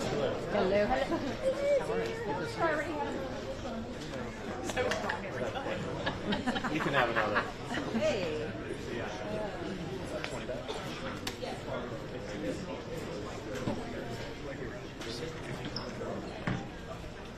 I talked to Karen. Oh, I because it said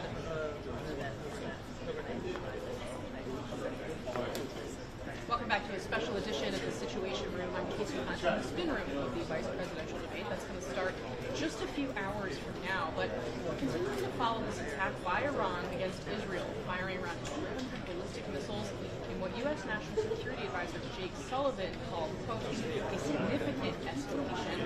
But it's now CNN military analyst, retired Air Force Colonel, and CNN chief international anchor Christian on the board. Thank you both very much for being here. Christian, how much does Israel's recent successes in the leadership of Iran's proxy group Hezbollah play into their decision to launch this attack today? I gotta make sure.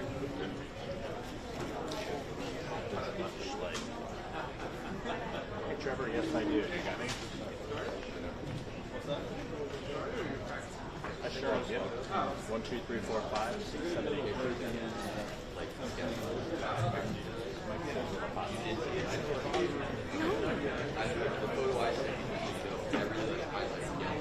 You might check it out. 1, 2, 3, 4, 5, 6, 7, 8, 9.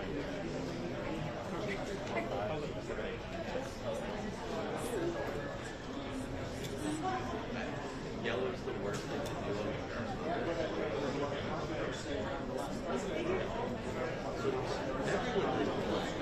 Because they said that I'll just double check on that. They're rolling and created your there.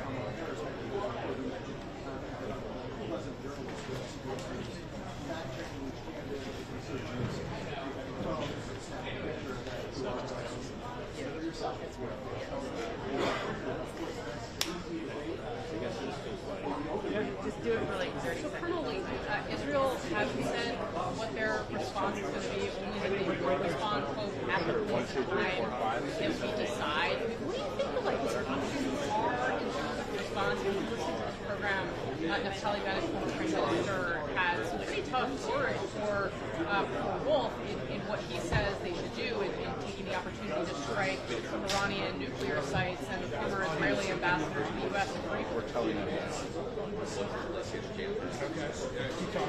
2, 3, 4, 5, 6, 7, 8, 9, 10. 1, 2, 3, 4, 5, 6, 7, 8, 9. That's great. Okay, let's do this there. Hold on. Take her over. He's going to take us there for 30 seconds.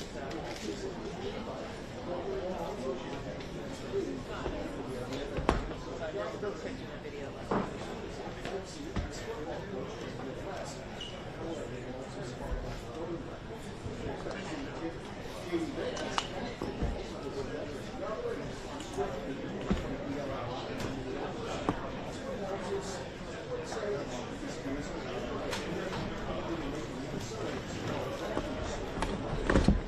You're good with just that?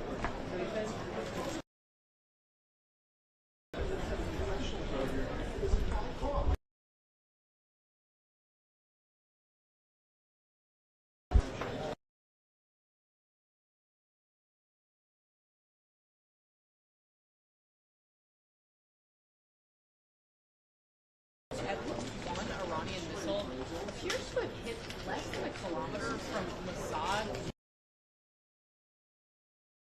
Iran appears targeting Israeli intelligence. How close they are to knowing.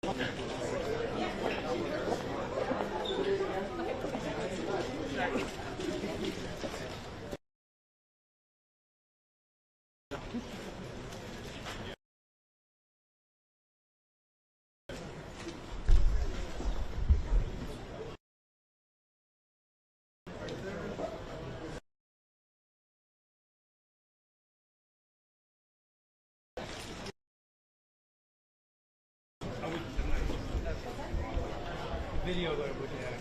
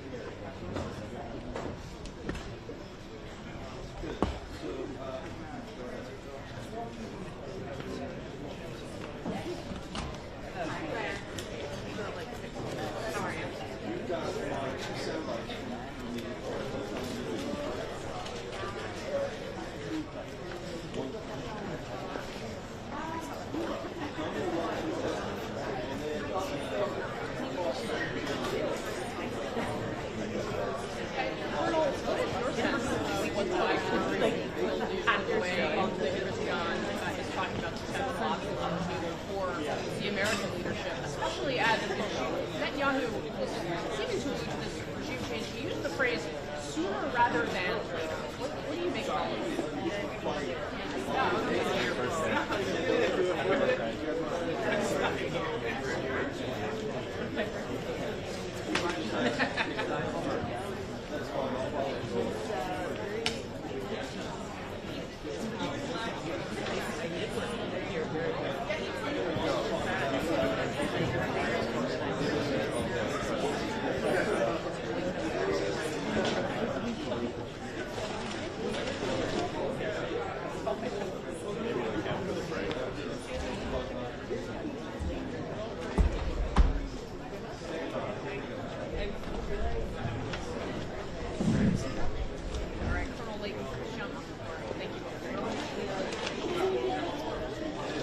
Next, live pictures from the spin room of tonight's high-stakes vice presidential debate here in New York, as Trump has this to say about the man that J.D. Vance is facing. Going to break now, and then you're out of the break. Smart move, plus the optics of tonight. There's a 20-year age gap between Tim Walz and J.D. Vance. Take that benefit.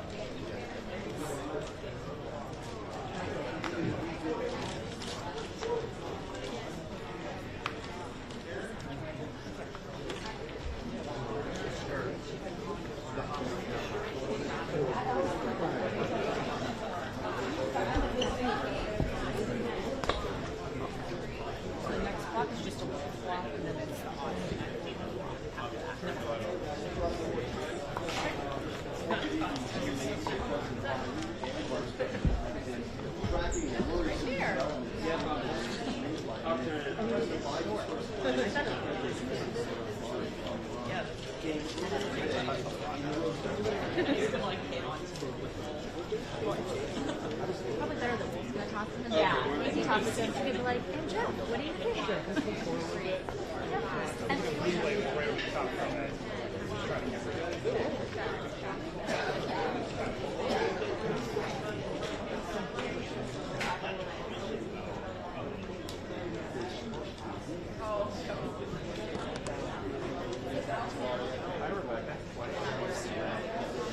I mean, in 1 week.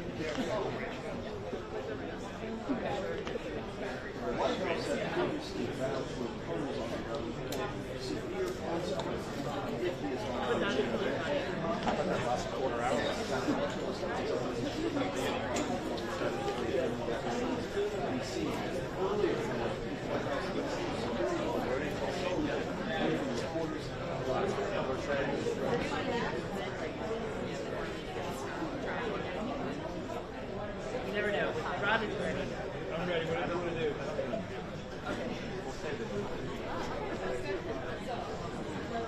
I can race this. Before you do the one, start turning the Let me show you how big the spin is. 2 minutes. Yeah. Okay. Okay, great. You have the end of what, 2 minutes?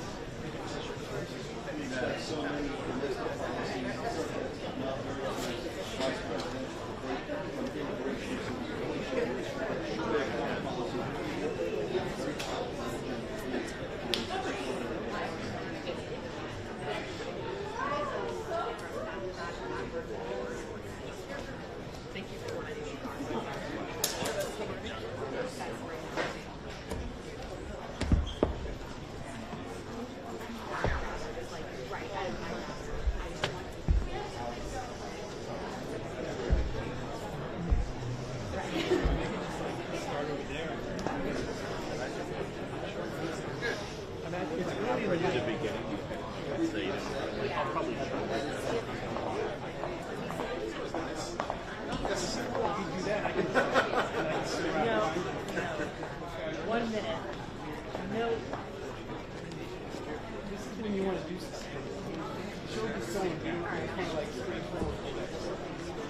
Give me the Kim. I mean, you kill the road. I'm not going to mess around.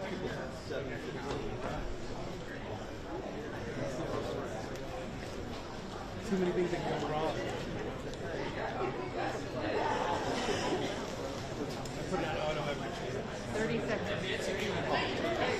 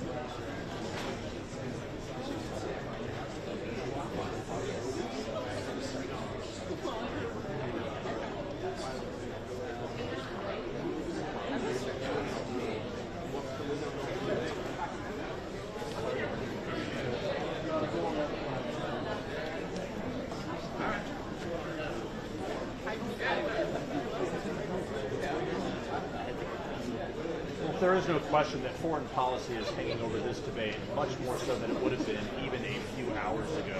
I am told that both Governor Walz and Senator Vance are likely to join U.S. officials in condemning this attack. Their agreement is likely to end there. But look, this is not an entire foreign policy debate. It certainly will likely lead to questioning that there are so many other issues on the economy, on immigration, and just on the top of the ticket as well. I mean, even though this is a vice presidential debate between Tim Walz and between J.D. Vance, it is also about the top of the ticket, Donald Trump and Kamala Harris. So look for both of these running mates to try and defend and promote the candidacies for the people they are running with. But also it is the biggest moment and the biggest opportunity for both Vance and Walz to make their case as well. For Vance's side, he is trying to improve his likability. Of course, he's been criticized for some of his comments that some critics have viewed as sexist. For Walz, he potentially has some exaggerations of his own record to clean up. So those are the stakes here tonight. But look, we are 5 weeks before Election Day. This is likely the biggest televised moment, at least, of this campaign, since there is not a scheduled debate between Harris and Trump after this. That's why this debate matters tonight. You holding up okay? Yeah.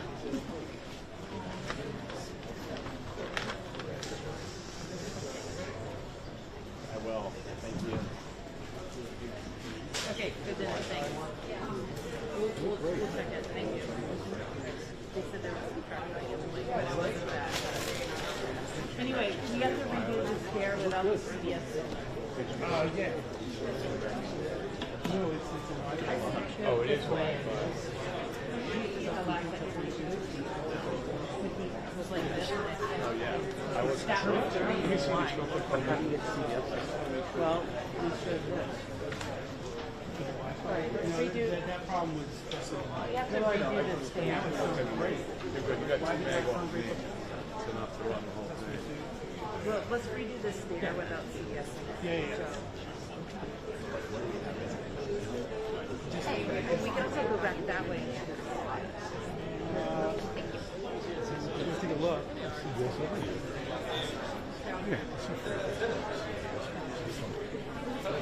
Yeah. You should just put it in our studios and just said, we're in New York.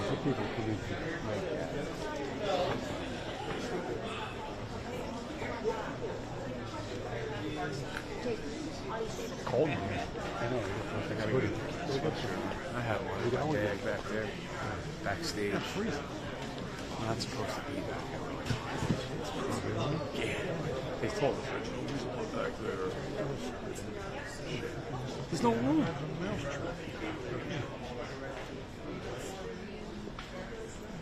Let's go hide behind the thing.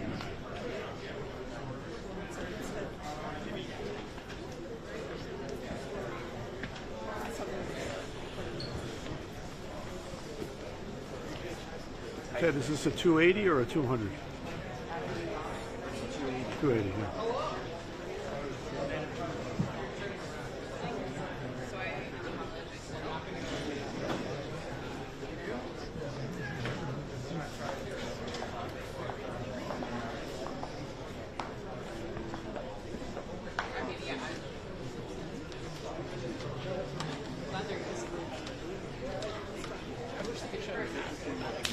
That is just me being like I'm so skeptical of blocks.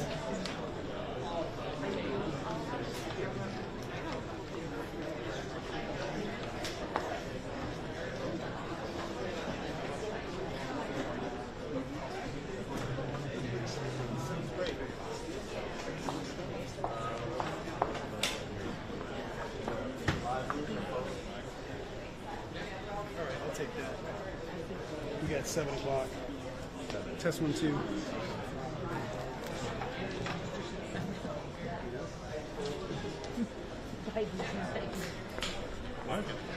So I think we're not back till 7:30. Yeah. 7:30. Do we? But Because the thing said it was 7 before. Oh my God, I'm gonna lose my bicep. Come on.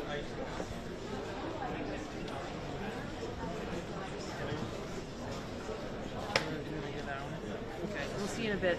All right, guys. Thanks, Rod. Yep. Bonnie, are you guys still all night?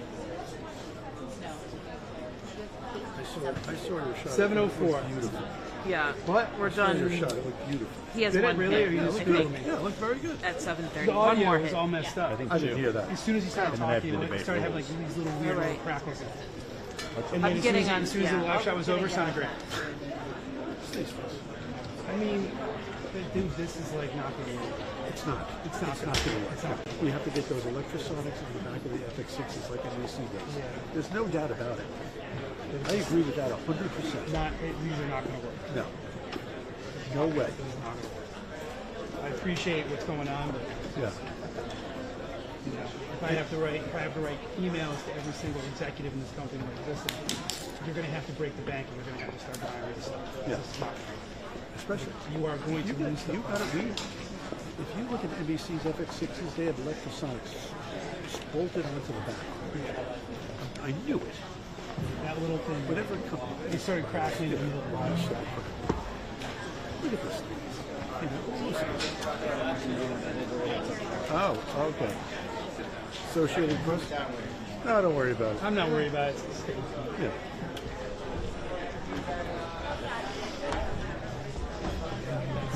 You know? They're like, it wasn't bad. It was like, I could hear it in my ear. And it started like right after his hit. You know?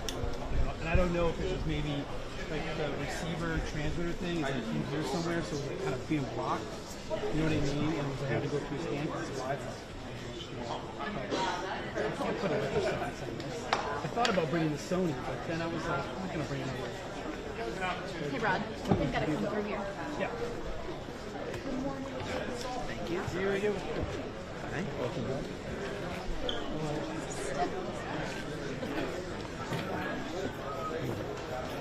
You like this all night?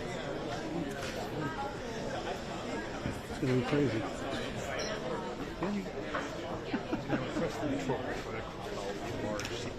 Yeah, I know. I heard. Two different people. They keep. Allow me to tell you yet again. So we've already. We should remind them where we are. I did mention it was Like We should have shut the lock off for a while and gotten this vice president debate. We would You have know, to worry like when about we this. put our debates, you ever see how we see logos Oh are my on? God. We have them on the floor, have them on the ceiling. And in the background, ABC didn't even have it in the background of the campus. That was surprising. The actual debate stage itself. Because they have no money. They're putting all their money into Bob Iger's thing. They're buying out all the contracts they keep canceling. Who are you talking about? ABC. I'm joking. No, that's probably true to some degree. Oh no, we can't afford that signage from Sticker Mule.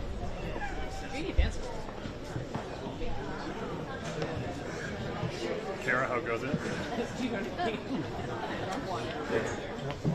to go that way? Okay. This way.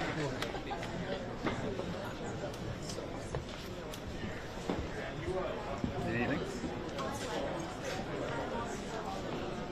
All good. Thank you for being the guest booking producer and Nope. producer and Guest reader, happy to do it. everything else. That is what I have to do. I like to think I do something. Yeah, no, I think more important, everybody's inside is now She inside. has an IFB, right? Or she just needs like things with the cell phone. Because I don't have an IFB. I've got everything else but an IFB. Yeah, she said I don't point up any of that, so I'm not sure. I can check on the IFB. If not, I bet. The only I'm thing sure I we can go. use their headphones. Got hair, so. Yeah, I'm sure. Well, I don't get what it's got.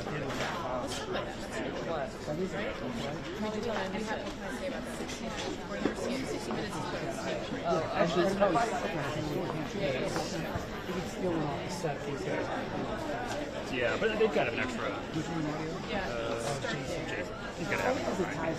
This is the lab. Okay. So I can give her my phone. Worst case scenario, yeah. And she can dial on my phone. Okay. Yeah. Put her hair over. Thank you, second. Hair done anyway. Yeah. We can get the IFB phone on Jason. I don't have any. I mean, they've provided a list of extra questions, but like I Fan for content. You're right. We'll be up to that. All right. there was no real.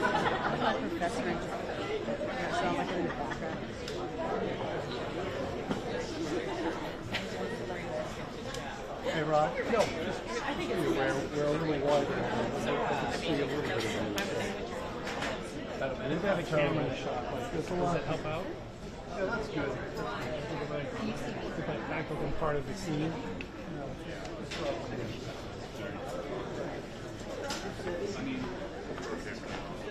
Have a stop match reminder of their business, so if it makes sense to get there, then I'm pretty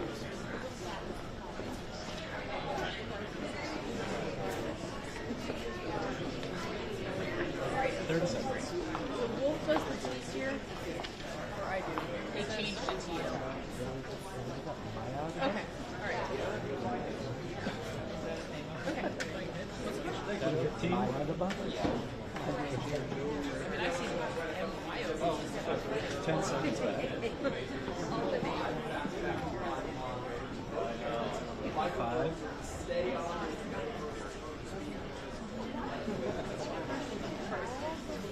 Welcome back to a special edition of The Situation Room. I'm Casey Hunt in the spin room of the CBS vice presidential debate, where in the final hours, advisors are busy trying to lower expectations. In Walls, this morning they expect a J.D. Vance who is prepared, polished, and eager to throw punches at Walls.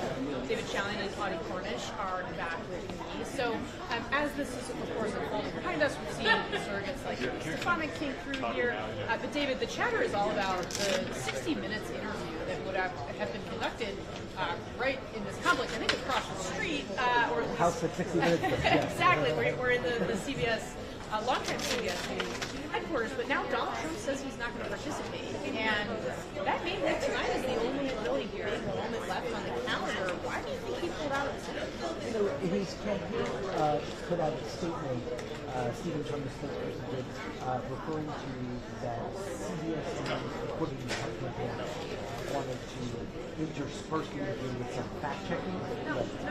Come out of the interview and do some fact-checking and what have you. There seems to be a dispute in the CBS News statement. I know this was surprising. And what the Trump campaign is saying about like what actually Never heard happened anything here. like it in my But CBS News says that Donald Trump actually agreed to this affair and has pulled out of it.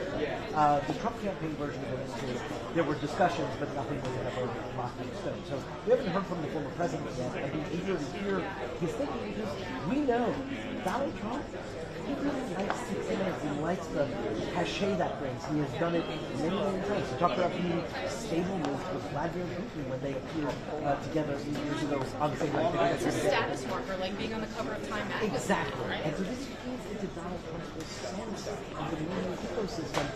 And he likes to be able to control that. And this is interesting to me that given that this is the last scheduled event, this vice presidential debate, that he's giving up this opportunity for The last scheduled event, there's still time for it to be any number of other kinds of events should they choose to do it. It has been elected. In terms of, is this necessary for you to get the message to the voters? And Trump's done it through interviews with podcasters and all other kinds of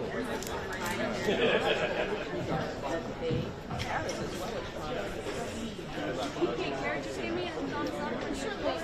I think really you had the influencer section of the Democratic National Committee that was really front and center and always had better access than traditional reporters might have, or just had to throw a couple elbows if you wanted to get as close. But David, I am curious because when you think about, I mean, in some ways going to those audiences are playing to base, right, and trying to turn out people in those spaces who wouldn't otherwise turn out. There's still a lot of undecided voters who like to watch 60 Minutes, right? So why do you think the opportunity? Yeah, I think, first of all, part of it may just be to on point that the campaign doesn't see their pocket of voters that they need in that audience, right? And we know that the Trump campaign theory of the case is sort of dig deeper into what we have in this very loyal base of support and get new versions of them to come out and support. I do think that this is one of the things I'm watching tonight. Does J.D. Vance come and really try to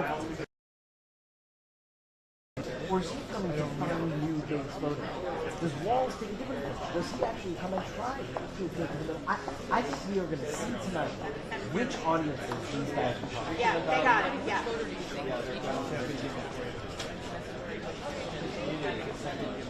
Turnout specifically, the people who are most when get some more micro targeting. It's not something you get from a big map. Well, and again, it's all about in many ways. Like, I mean, David, you know better than I, but the low propensity voter really turned out to be the story. All right, David, Audie, thank you both very much.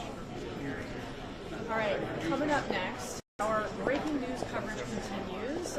Wolf will speak to Congressman Jim Clyburn, a close ally of the White House, ahead of tonight's debate, as he comes. And we're on the ground in Battleground, Michigan, in the county that could tip the scales. Undecided votes there. We'll watch these look set up. All right, guys, sounds like we're all set. It is Wolf.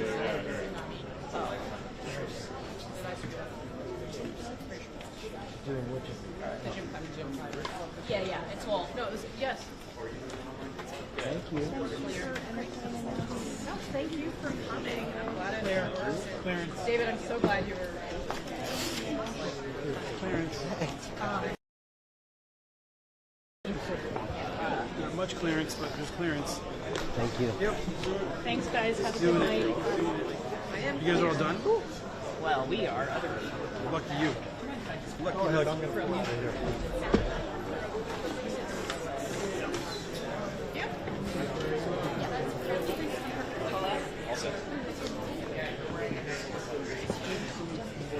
When does it start? When does it start? Thank you guys so much. Thank you. Glad you got to come join us. I know, me too. It's glamorous. The glamorous. Oh, are you guys done? Yeah. Who's in? Jake. Oh, he's back. Okay. He's back until the end. Okay, great. To the bitter end. To the bitter end.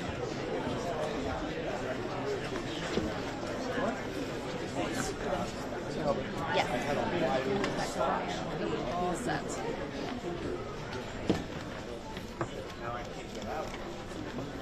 Okay.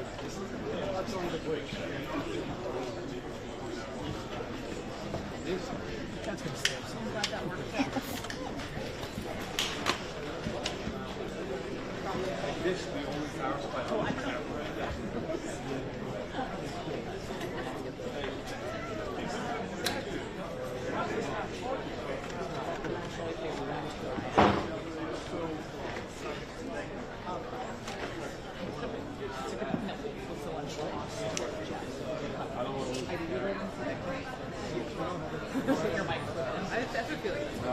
Yeah. God knows. Thank Really you. glad you Watch yourself. Guys, thank you so much. Really appreciate it. Thank you. Thank you. Battery we can put on it so it doesn't power down. All right, Jake is back. And then it'll be Dana and Abby. I want to move the power. Oh, really? He's right here. Perfect. How are we? All night long on battery? Is that How are we doing? Okay, hold on a second. I'll give you the battery up discount. Thank you, babe. Caution retail. Stand by for a second. No, I'm going to be standing at Big League. Oh, you're with Rob. You're just a kid out there. Huh? You're a rocker. No. I think he went to the bathroom and just stepped away. Yeah, put a fight. Yeah. That's allowed. No, it's not. Who was on set with CBS Friday? Rod went to bed. Rod. Oh, here we go. There he is. You guys, don't make him think he's in the bathroom. It's funnier to give him shit about it. Anyway? Yeah, he should have. I don't think so. Okay, so he has the IP earpiece. That's good. I don't even know where it is. Jordan, do you I have need the the cord hairspray and with you? everything. I just you need actual earpiece. The actual earpiece. I need the gray cord Okay. and the button. Okay. Frank, you You didn't want me bring to just hand him my earpiece and he wears it? Done. Yeah, PJ's here. We're getting the IP stuff. We need a couple of parts. When's this? 7, 15 minutes. Can I grab an eye? Oh, wait, I think I can help. An Hold IV on. earpiece? Yeah, to do a live shot. The earpiece we have, I just need to get. Yeah, we have this. What do you part. need? We need the. Yeah, I'll give you a quick tour here. I mean, yes, it is quite small. This is the alley. A room, not You just need the pantry. Yeah, I just need. Do you have it for you, or just take everything? No, you need those. Yeah, that's what I did. I have a spare one somewhere. It's gonna get real close.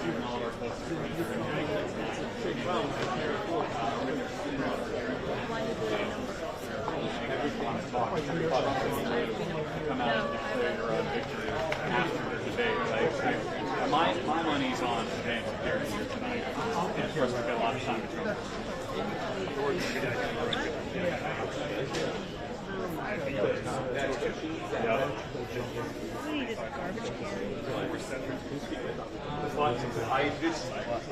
Bunch.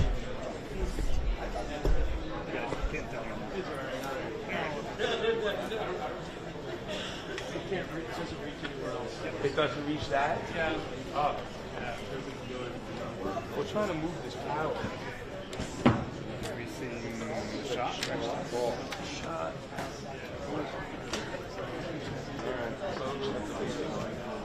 Yeah, look, to me, I think the person we're going to hear the most about tonight from both of these men is Kamala Harris. I think both of them have a mission here tonight. Don't worry about it. Reframe the Tim also is a bit of an unknown, but I think he, even more so than Vance, understands his job is to be somewhat unknown vice president. Will's trying to talk to me. Sam Fisher, as leader of the free world. I think it's attack. I think there's every reason to expect that he's going to be on offense, particularly on immigration. That's what Donald Trump suggested to me when I spoke to him earlier today. How easier if we know anything about how it goes in Trump's world, you've got that audience of one. You've got that expectation that Trump wants to see Harris hammered on immigration. He thinks that's the issue this race is outside of. And I think J.D. Vance is going to be focused on that. Yes, the main that's who voters ultimately are choosing. I think that's Vance. I can't have it tearing down. This mic is live. Okay. To be live. I'm sorry, I don't know how to solve the problem. I'm sorry. I don't understand. No, we can figure it out. Okay. Well, I just. Oh, you robbing Peter to pay Paul here. They're looking for him. I don't know. The thing that I keep going back to is conversation Trump advisors from the professional tonight. Hey, he's about to say that. We're really look at the polling right now. Rachel, hey Daddy, thanks for your Abigail. Four of these people still running in Hello. those numbers will come down. Say, what is Stephen Vance going to do to reintroduce himself? Hey, Jake's about to sit. I don't see that happening. All of them? Okay, All got it. potential will be a race to the bottom. It's all right. It's fine. It's fine where I have the ladies. Has a lot more next month. Well, we tried to move it someplace, but we put it back where it was. Go rewrite my 8 o'clock live show. Hey, Anna, it's Kara. You just Okay, perfect. They're just looking for you. Thank you. What's the best shot? We're going to try down there. I'm trying to get CBS.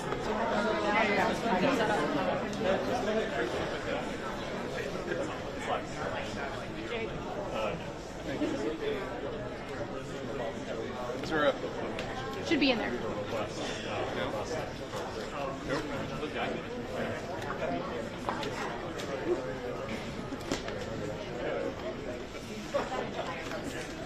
Yeah, I did. If you go on, right? Hey, Frank. Are you on heads?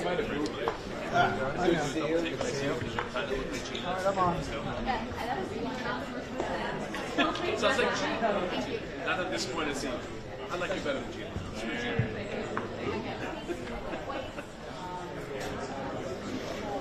We can't talk fast.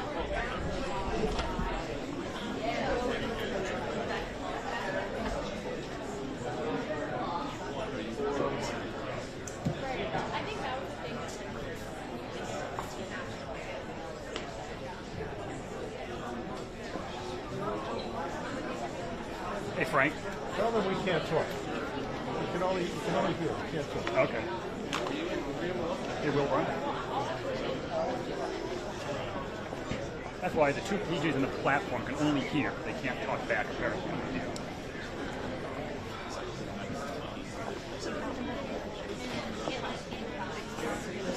I told him, Frank. I told him. Do you have an extra phone with a lightning cable we can use for Caitlin's IFB? An extra iPhone with a lightning connection, the older iPhone, we can do Caitlin's IFB. Not right now, but just... How are you? No. Oh, no. They weren't allowed. Oh, really? Where do you want it? Here you have, Galen. We got that, we need the phone. Yeah. Yeah. What? You do? I don't need it right now. We'll come get it. Do you want your computer, Jade? What? Do you want your computer? I thought it was going to be here. That's why I didn't know. Yes. But I have literally nothing. Go ahead. Walk Great. But, I mean, I will be okay. I thought it was going to be here. That was...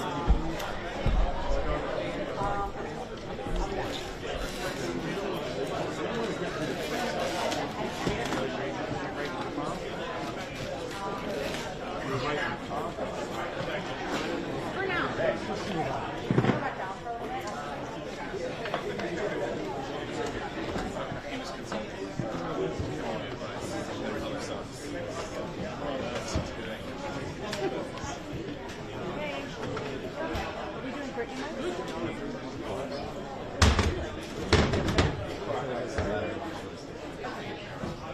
Eight, I'm going live.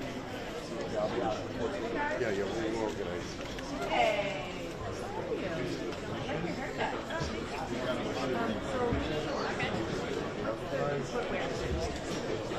How low are you? Let me see. Put your foot regular. See it? You can see it, but I think the banner will come. Is there a banner? If there's a lower third, you're not going to see it. It'll be fine. Is there ever not a lower third?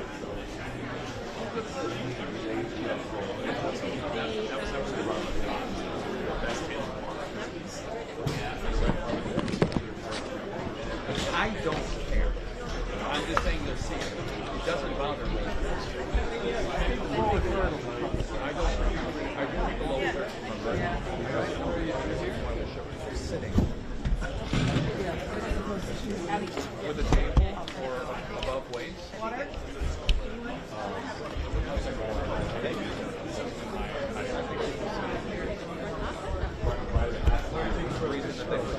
Whatever. You know what?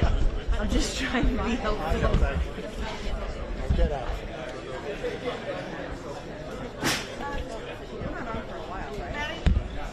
Can you tilt up the white shot? Yeah. Do you tilt it up?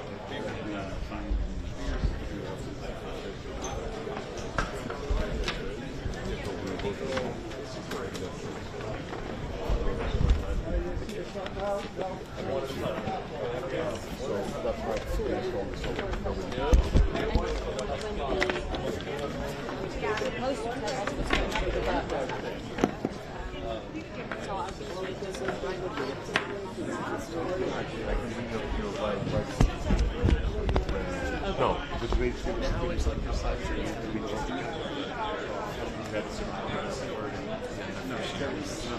can connect help with moderates, independents, people who have concerns about where the party is right now? I do. I think you have a lot of voters in the country who this is going to be their first opportunity to hear from JD. And I think what he's going to do is demonstrate not only his intellect, but his passion for this country. You got to remember, JD Vance grew up from nothing in America. That's a story that resonates with everybody in our country. And I think they're going to get an opportunity to hear that, but then also hear about the policy ideas that Donald Trump wants to bring to our country to lead us out of the mess that we are in because of Kamala Harris and Joe Biden. What do you think he brings to the Trump campaign, and what do you see as his role for the remainder of this race? Fresh energy, youth. JD, like myself and so many others, we're kind of the future, not just of the party, but future leadership in our country. And I think that at a time where you're starting to see that transition in politics, I think he brings that perspective. JD myself, Vivek, a lot of us, we're not just talking about policies that might sound good in a presidential election cycle. We're going to have to live with the results of these policies like every other American. So I will see the fruits of our policy just like J.D. Vance will, just like the American people will. I think that's a great perspective to have now on the national stage. Is Trump too old? No. Who said that? Have you seen Donald Trump? Yeah. Like, that man never stops. His energy has not moved at all. He is with us every single day, but we understand that the job of the vice presidency is to be one heartbeat away. And so in tonight's debate, the American people are going to see that J.D. Vance is more than equipped to step in if he is needed to. But Donald Trump is the leader of our party. He's not going anywhere. What do you have to say about the dock workers strike? Can you say that again? The dock workers strike. Oh, this is a very serious problem for the economy.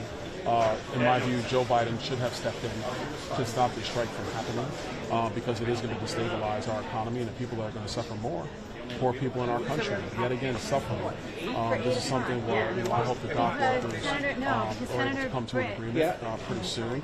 But let's also not lose sight of the fact that the reason why these workers are striking is because their wages, adjusted for inflation caused by Kamala Harris, are down significantly. Their families are struggling as well, like every other family in the country. They're trying to find ways to make ends meet, like every other family in the country. But this strike is going to have major ramifications for us all. My hope is that a resolution is found quickly. Talking about that new generation of the Republican Party yourself, what's at stake for that generation in this debate tonight? Makes scared seem like a walk in the park.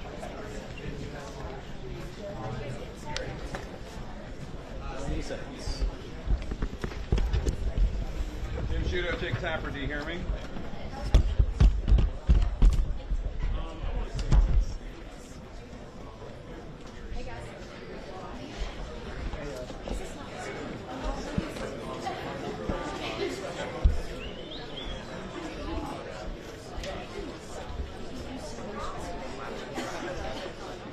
Jake, can you look into the camera for a second? I want to see if I see that right.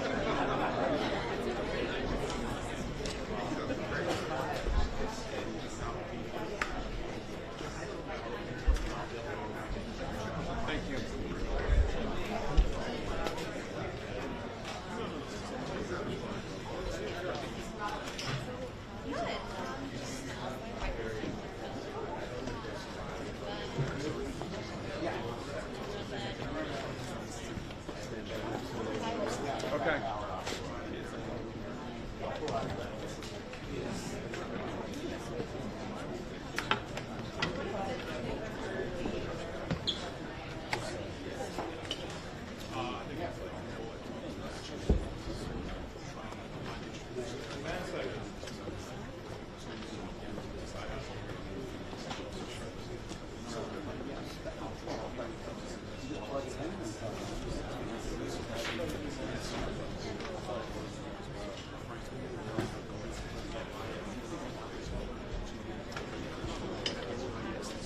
And I'm Jake Tapper. We're covering the breaking news in the Middle East, and we are counting down to tonight's vice presidential debate. The candidates will take the stage in less than 2 hours, and Iran's attack is certainly to be a key line of questioning. That's only adding to the pressure on Ohio Senator J.D. Vance and Minnesota Governor Tim Walz as they take part in what could be the most important vice presidential debate in modern American political history. Vance and Walz are tasked with delivering closing arguments for their running mates, Donald Trump and Kamala Harris, since there are currently no plans for another presidential debate. What the VP nominees say tonight could potentially make a real difference in this razor-close race for the White House, with Election Day only 5 weeks away. Our political team is here to set the stage for the vice presidential debate that you will see live on CNN.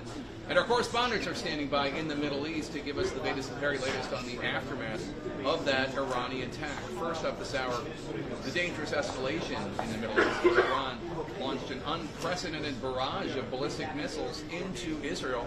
Let's go straight to CNN's Jim Sciutto, who's joining us now from Tel Aviv. Jim, the Israeli Prime Minister is vowing revenge.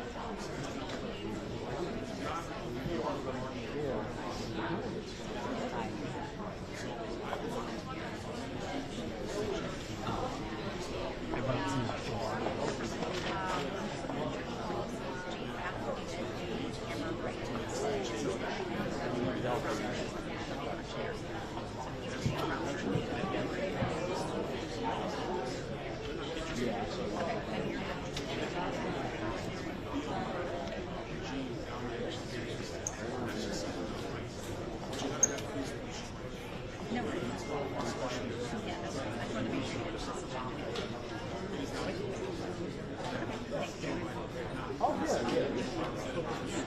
On one of the slides. Oh, thank you, thank you, thank you.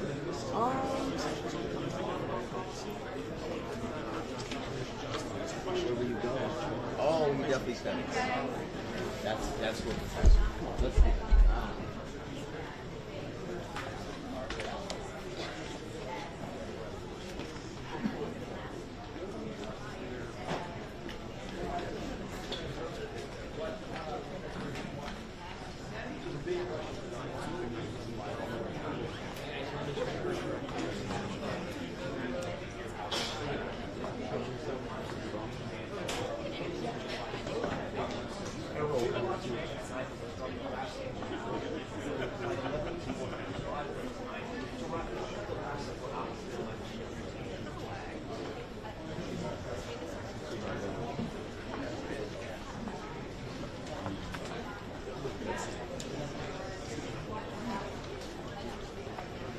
Now, thank you so much, Jim. Appreciate it. Stay safe. Now to the breaking news here in New York City.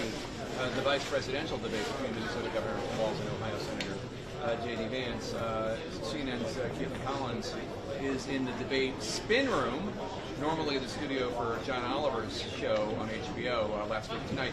Caitlin, what are you hearing from your sources ahead of this high-stakes debate?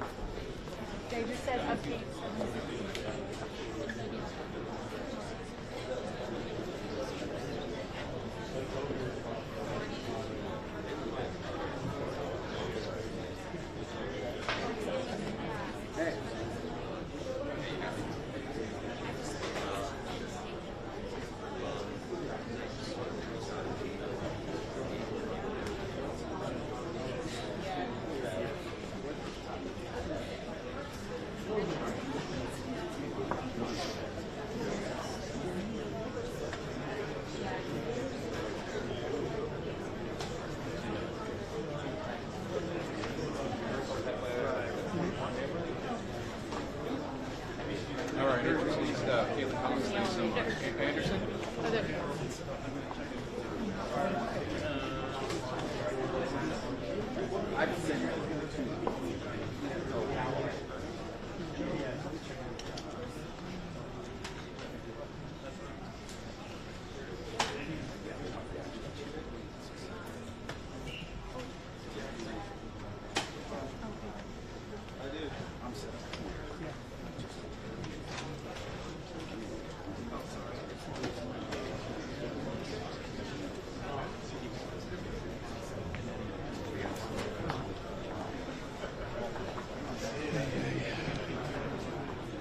So he's going to come in right after the debate. Yeah. So it's going to be a shit show. Yeah. It's going to be a fucking great fear out of this. I do. I got hit with an IV issue. I'll be on PR.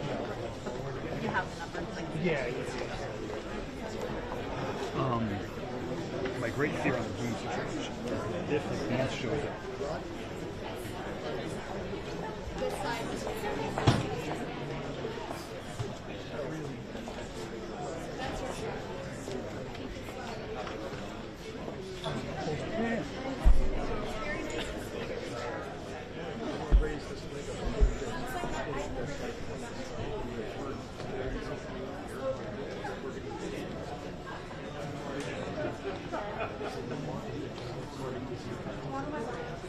That's a great question.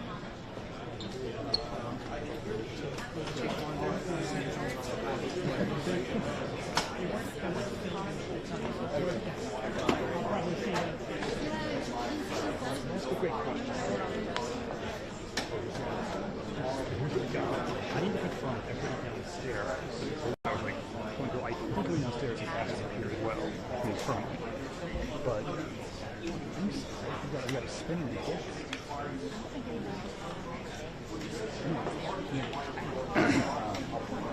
Right. Yeah. Yeah. Yeah.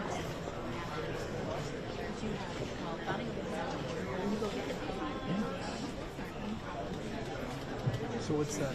So my fear is that it's like while like a dancer in the scrum, and we're trying to get a balloon into the scrum, which I can obviously hold. Right, and right. Kim can want to mic at the same time and ask questions. I can have two channels for her. Yeah. I can have a channel for her that's Yeah. live. It's not a stick. That's just the system that I have. We're buying $400 systems, not $2,500 systems. Yeah. So these are the issues. So I have a live for her. That's not a problem. Yeah. The boom with that microphone is. There's no way we can get her a stick mic and use the other equipment for her. There's no two stick mics anymore. Well, you know what? No, that's not true. I can. No, I can. But the one that she's. It may not come to this, but it's going to be. No. I know. I completely get it. No, because the way. These are the systems that we're getting now. I wish it was different. I can give her something that is a stick mic, but it's really just a lavalier. Simone uses it in protest. Yeah, all right, if we need to. Yeah, I can give her something that's a stick mic, Yeah. and then get something that feel better. Yeah, we do the best we can do. Yeah, At least and then that other issue with pulling out that gets Right, exactly. Yeah, exactly. All right, that sounds good. Yeah, I can totally do two separate channels. Yeah, perfect. And then that one will be on channel 1. Yeah. And the other lavalier will be on channel 1. Yeah, it's not. That's What I was thinking was,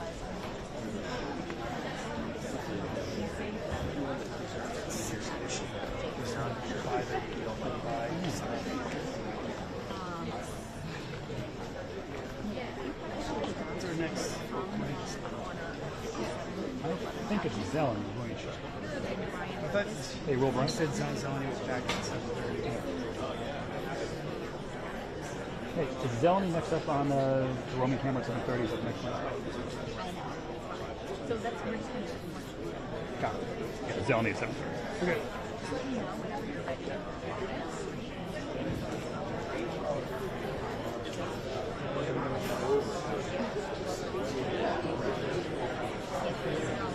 So the debate's actually at 9, right? Yeah. I think once that debate starts, I'm going to go downstairs. But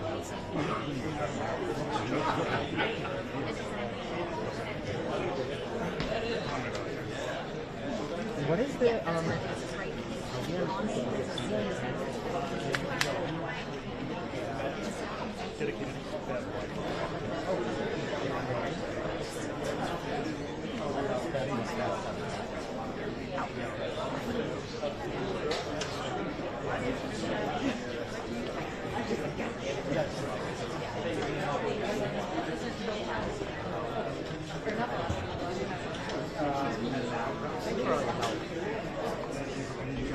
Nice job, Ryan. You're doing great. Don't let anybody tell you otherwise. Natty? Oh my God, how are you? We went to college together.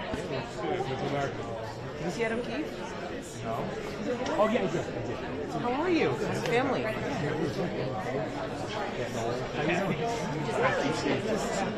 Just hanging in. How about you guys? We're good. I'm one of the engineers here today. Oh my God. How long are you up for? Just for the debate? I was supposed to spend the day at Hudson Yards tomorrow, but know, I'm just like, but then like a meeting I had. If you do, let me know. I'll be around I will. sometime. But then the meeting I was supposed to have got canceled. Yeah. So then I'm like, I'm on the first flight back tomorrow. Okay. I would love next time I'm Yeah, up next there, time you're up, let me know. Or Shoot me a if you're message. in DC. I'm actually in the bureau a lot. I'm just in DC. I'm like, Let me know, because I got a Hill credential. So that I like But you back gotta up here. let me know. I will. When's you? She's a sophomore. Yeah. My sister-in-law's kid. That's awesome. Yeah, it's great. So I No, but let me know when you're in the bureau. Just let me come over and say hi. I absolutely will. I want to make sure I'm not the bad shot. Good No. to see you. I gotta go home. We're not on though, right? No, he's probably in. No, we're still doing it. We're on a break right now. Are we? So it's been so many Yeah, I years. know. You have an age. You look great. What do you mean? We all have. Yeah. Gave that a hard time. He's about to tray of like items. Yeah. All right, I'm gonna go back there. See you, man.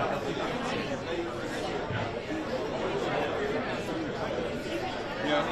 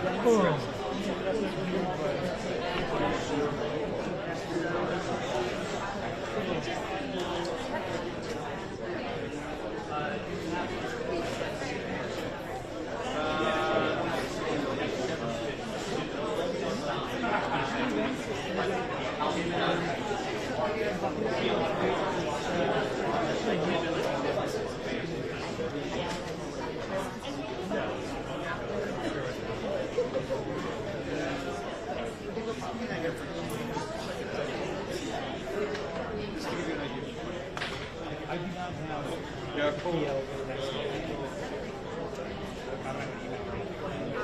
Hey, Jeremy, it's Jake.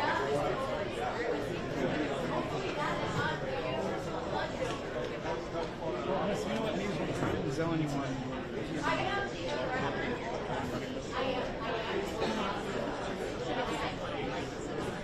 Okay. That's right.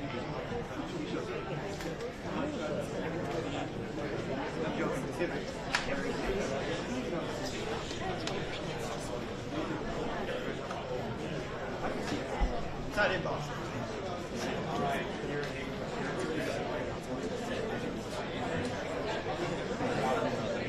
I don't have the number.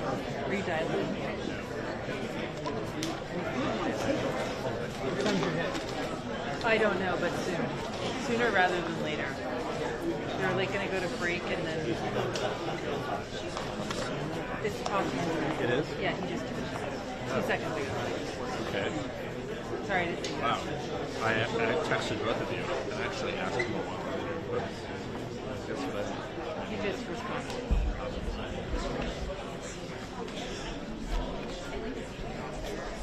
I just called.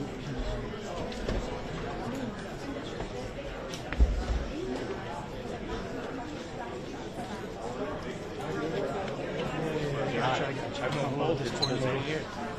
Isn't that funny? Hey, sorry about that. Yeah, it's pretty much. Jeff says that I have beeline. Here and see difference.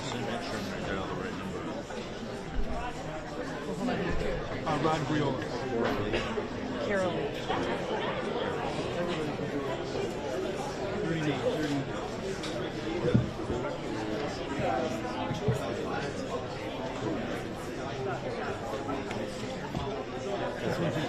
Yeah. Welcome back to New York City as we count down to the only debate between the Democratic and Republican nominees for Vice President. Governor Tim Walz and Senator J.D. Vance. We'll see you here live on CNN in just a few minutes. We are also, of course, keeping close watch on the dire situation in the Middle East after Iran fired about 200 ballistic missiles at Israel. This was, we're told, in retaliation for the killing of Hassan Nasrallah, the leader of Hezbollah, which is an Iran-backed group in Lebanon that the United States considers a terrorist group. Let's go to CNN's Jeremy Diamond joining us from a location on the outskirts of Tel Aviv. Jeremy, tell us what you're about to show us. I can, yeah.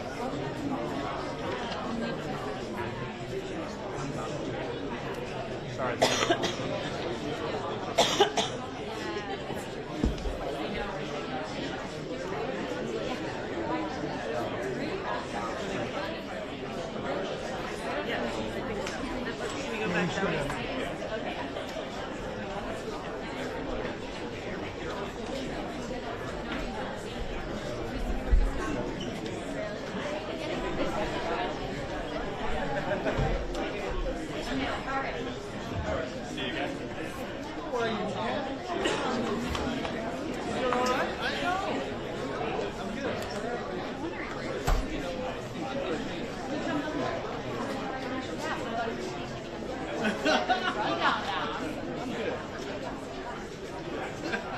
You good?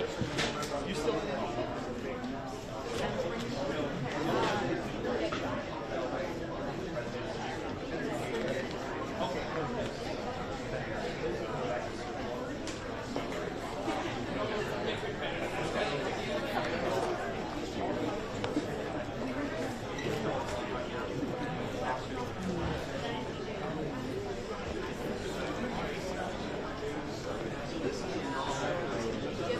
Thanks so much. Let's bring in two of our Middle East experts, CNN military analyst and retired Lieutenant General Mark Rubin, also joining us, CNN analyst Barack Rahim, who's a political and foreign policy reporter at Axios. General Hartman, let me start with you.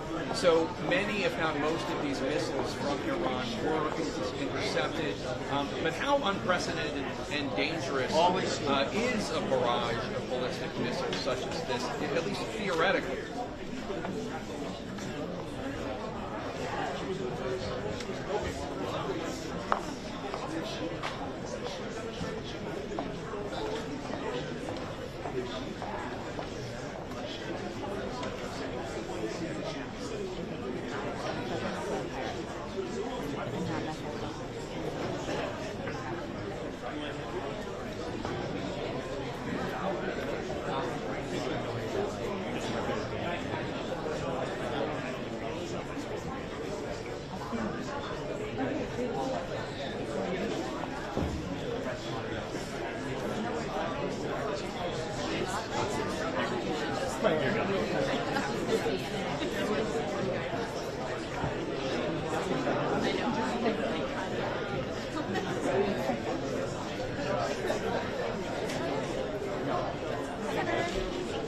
You guys getting all the answers on your...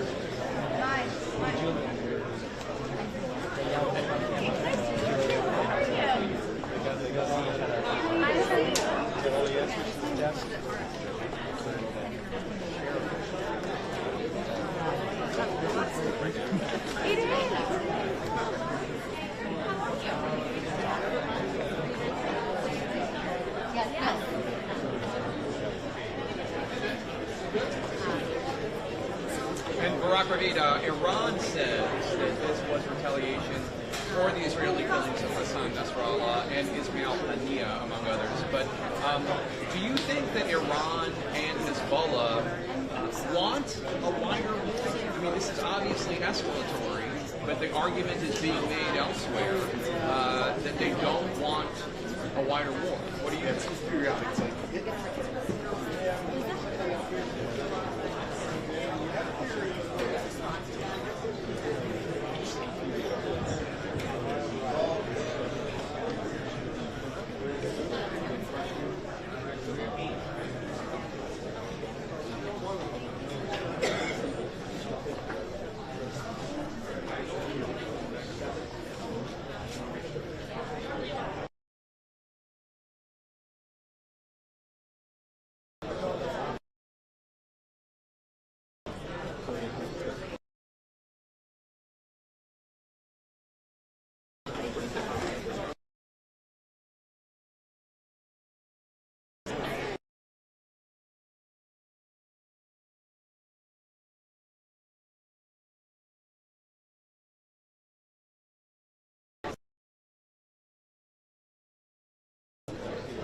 So General Hurley.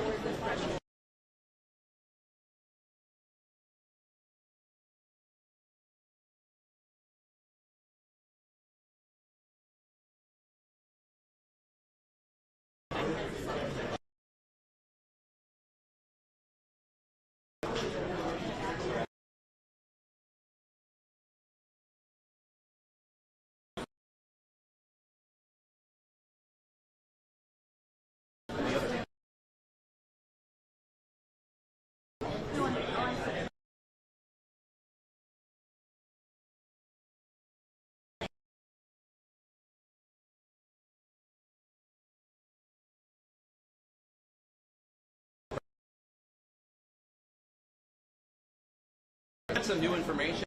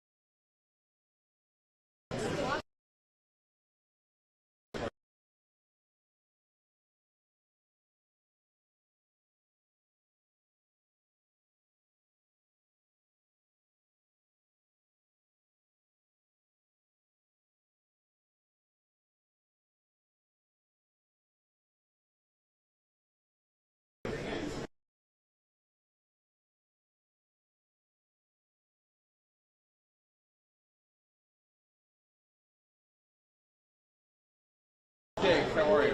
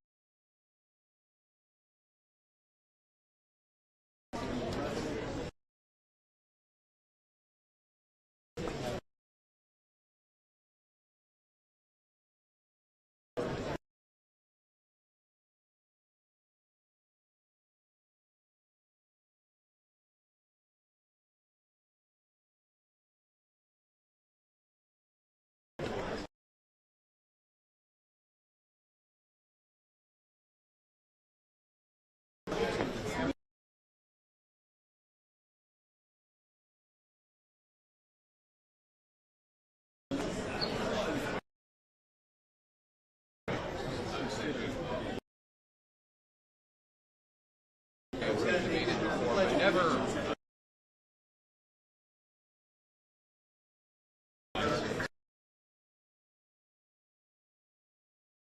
at the vice president.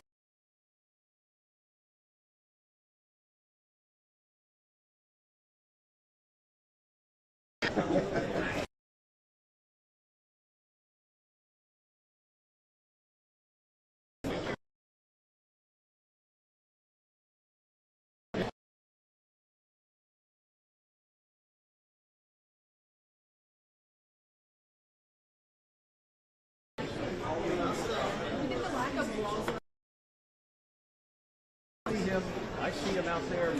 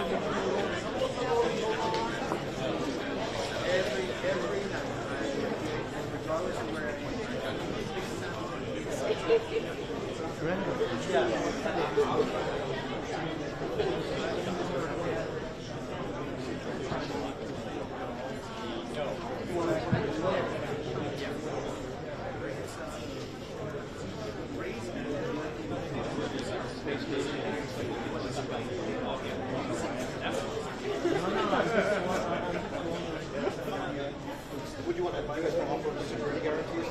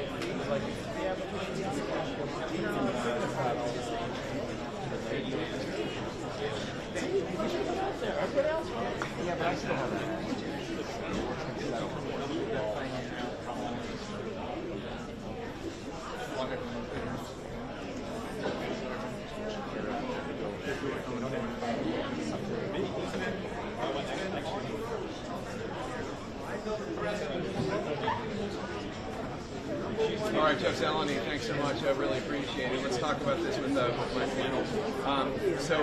That's my Lloyd Benson clip from 1980.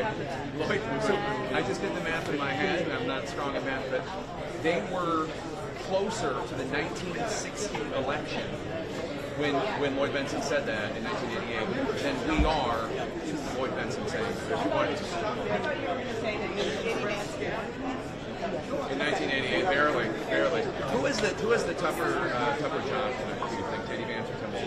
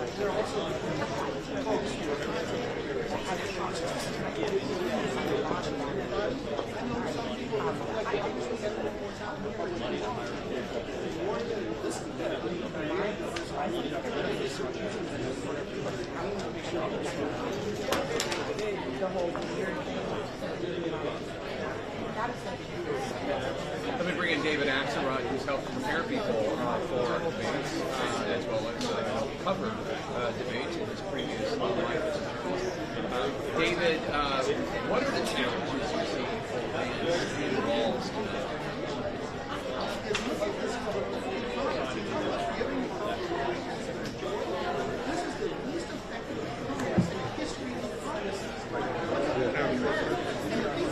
And then, is there any chance you're going to want to go and grab somebody? That's not going to be until afterwards. Yeah. Right? And it could be only right, that's what I'm figuring. Yeah, everyone's going to, that's what everyone's going to want to do. Yeah, exactly. That's going to be my big thing after. All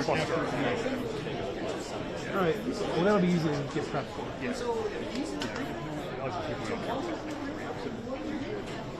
What do we got?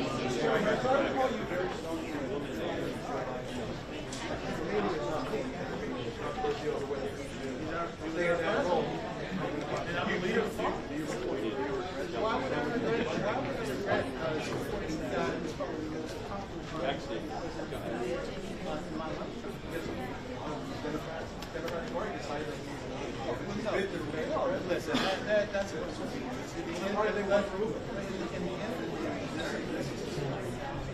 If you take it, compared to anybody compared to John Trump, if Donald Trump is Joe Biden, given what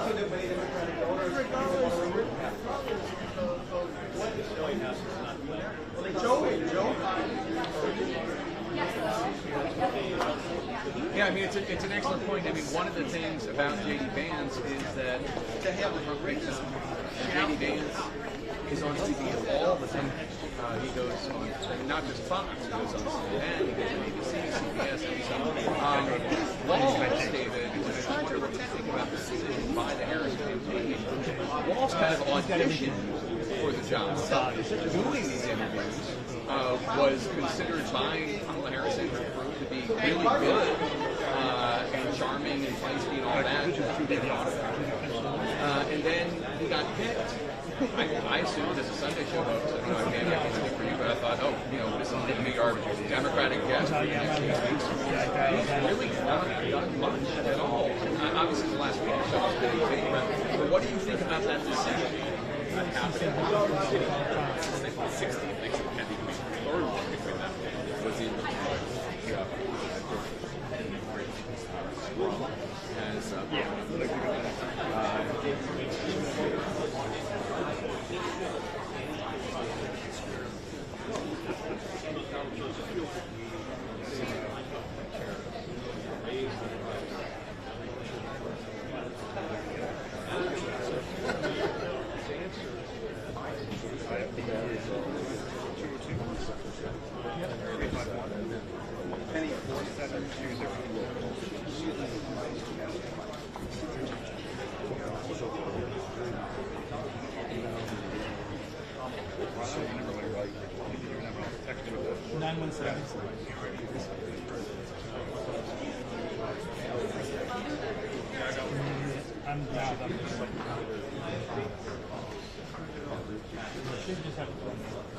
All right, David, thanks so much. Coming up, we're going to check in with our focus group with undecided voters. What's on their mind as they look ahead to tonight's vice presidential debate? You can see it all right here on CNN. But first, the former U.S. ambassador to Israel joins us. We're going to get his thoughts on the dramatic Iranian missile attack against Israel just a few hours ago.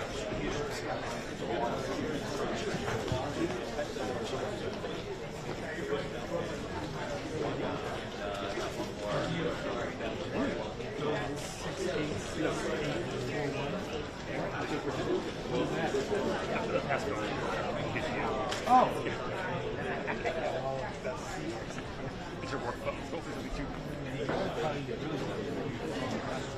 And then the right left.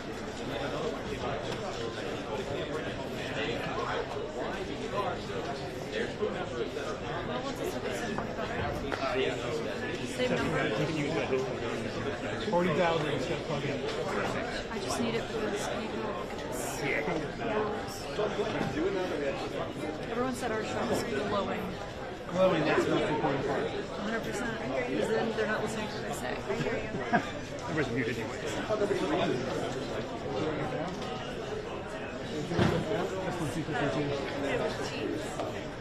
High control, you can hear me well.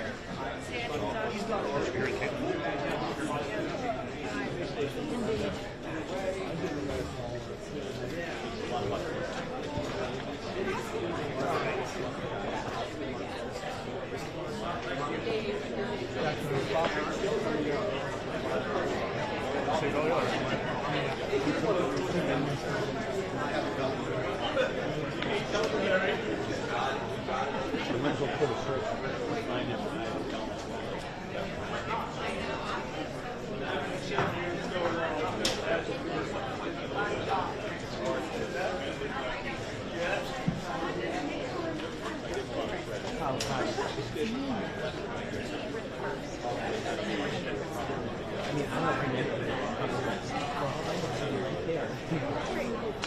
I'll turn around.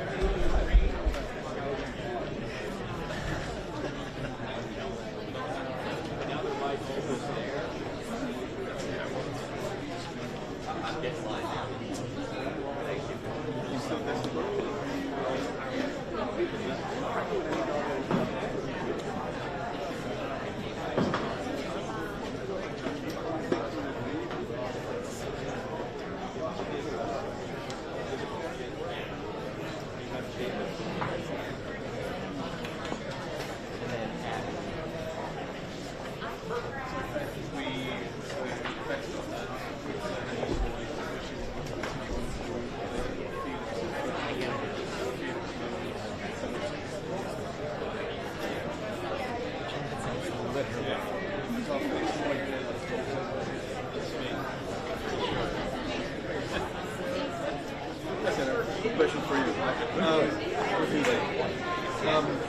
So obviously there was a major development in the Middle East today around Israel.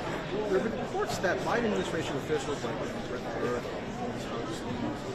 they were apparently privately encouraging or acquiescing to Israel to launch against Lebanon, whereas publicly Biden administration officials, Anthony Blinken and Biden himself, were urging some form of ceasefire. Is there like an incongruity in the messaging around this? Well, I don't see that. I will say that Israel is attacked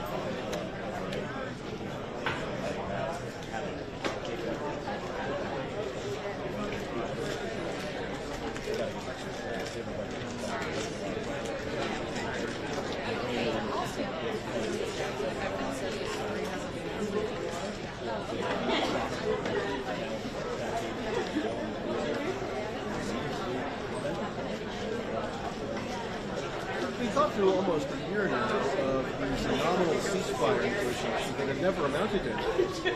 Meanwhile, the U.S. keeps supplying Israel with all the armaments that it requires, 2,000-pound bombs and so forth. So is the Biden administration just essentially providing a blank check to Israel? Would Kamala Harris continue that?